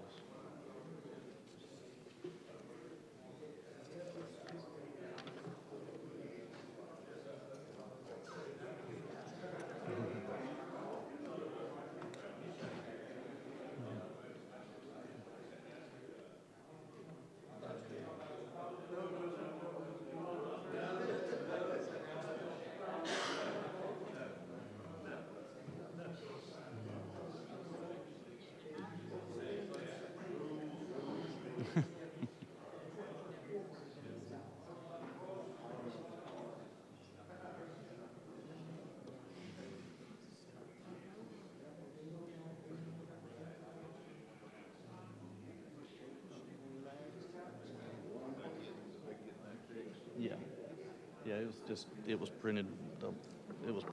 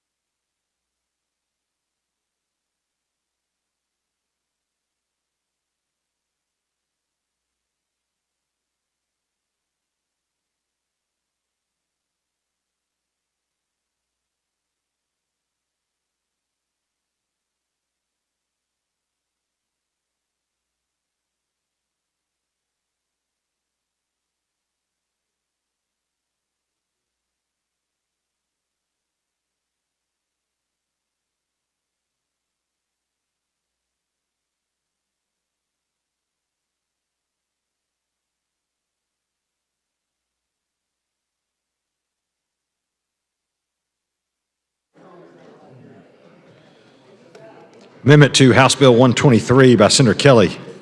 Replace lines 438 through 443 on page 16 with the following. Replace lines 446 through 447 on page 16 with the following. Replace line 451 through 453 on page 17 with the following. Replace lines 533 through 534 on page 20 with the following.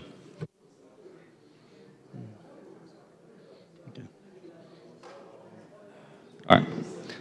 Mr. President, what the amendment does is it fixes a drafting error where it used the word public in front of pharmacy schools. One of those schools is Sanford, which is not public, so it fixes that correction. And the other thing it does, it removes the language requiring the board to consider annual revenues when establishing penalty amounts. So it removes that language as well. So with that, if there's not any question, I move for adoption of the amendment. Using previous roll. Any objection? Hearing none, so ordered. Mr. Albritton, Mr. Williams. 31 ayes, 0 nays. The Senator Kelly amendment's adopted. Senator Kelly. Mr. President, I move for adoption of the bill as amended by using previous roll. All right, any objection? Hearing none, so ordered. Mr. Albritton, Mr. Williams.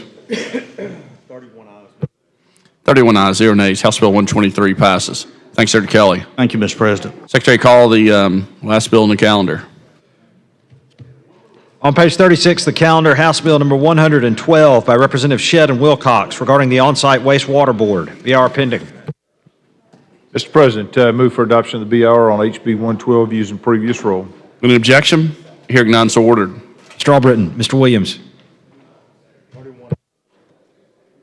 31 ayes, 0 nays. The BR is adopted. Secretary, call the bill. On page 36 of the calendar, House Bill number 112 by Representative Shedd and Wilcox regarding the on-site wastewater board. Mr. President, I move for final passage of HB 112 using previous roll. Any objection? Hearing none, so ordered. Mr. Albritton, Mr. Williams. 31 ayes, 0 nays. House Bill 112 passes. Thank you, Senator Barfoot. All right, Senator Gudger. Mr. President, I'd like to, at this time, make a motion to set aside sunset for introduction of a local bill. Using previous roll? Using previous roll without objection. All those, yeah, Secretary, call the short roll. Mr. Albritton, Mr. Williams. 31 ayes, 0 nays. Motion to suspend passes. Mr. President, this time I'd like to make a motion to set aside sunset for introduction of another local bill. All right, let him read the bill in real quick. Oh, I'm sorry. Jess is working on getting a little faster. He apologizes.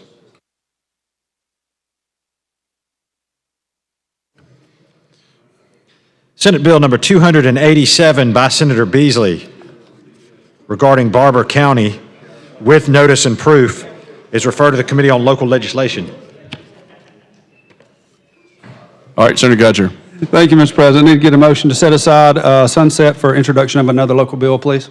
You need previous roll? Previous roll. Any objection? Hearing none, so ordered. Mr. Albritton, Mr. Williams. 31 ayes, 0 nays. The motion passes.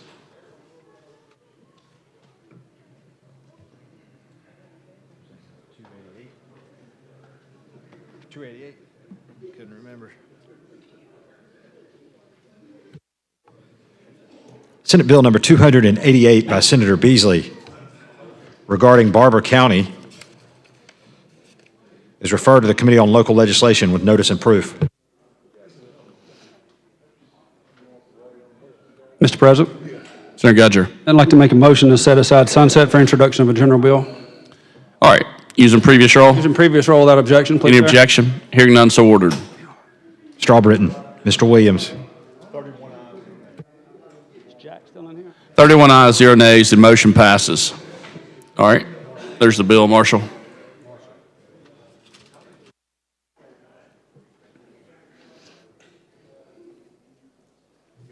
Senate Bill number 289 by Senator Orr regarding public education is referred to the Committee on Finance and Taxation Education. Mr. President. Right. Senator Gudger. At this time, I'd like to make an announcement, personal point of privilege. Ladies and gentlemen, we finished up the day. It's taken us a little bit longer than we expected, and we changed some things along the way. And what I like about this body is we've all talked about being the deliberative body and being able to work back and forth. Something happened today behind the scenes before we got there that I think was instrumental in making this day the best day that it possibly could be. But you had associations and agencies working on both sides of a bill because they had reasons to be on both sides of that particular bill. Our senators came together behind the scenes and worked together in their office to make something happen. So when we came out here, we didn't have to take a bad vote against certain agencies and associations. We all were able to vote for this bill and made everybody happy, from the Forestry Association to Aldite to ALEA, the county commissions. I just wanted to say a special thank you to Senator Jack Williams and Senator Clyde Chambliss, because without you guys, we'd have had to take a bad vote today. We didn't have to take one today because we did what we're supposed to in this body. And I know it's been a long month and a half of y'all working on this, buddy, but Jack Williams, I know he had to leave a little bit earlier, but kudos to him, and Senator Chambliss, I'm looking at you. Great job, okay? Having said this, we need a motion to adjourn until 10 a.m. on Thursday, April 3rd. Heard the motion. All those in favor say aye. Aye. Any opposed? We stand adjourned.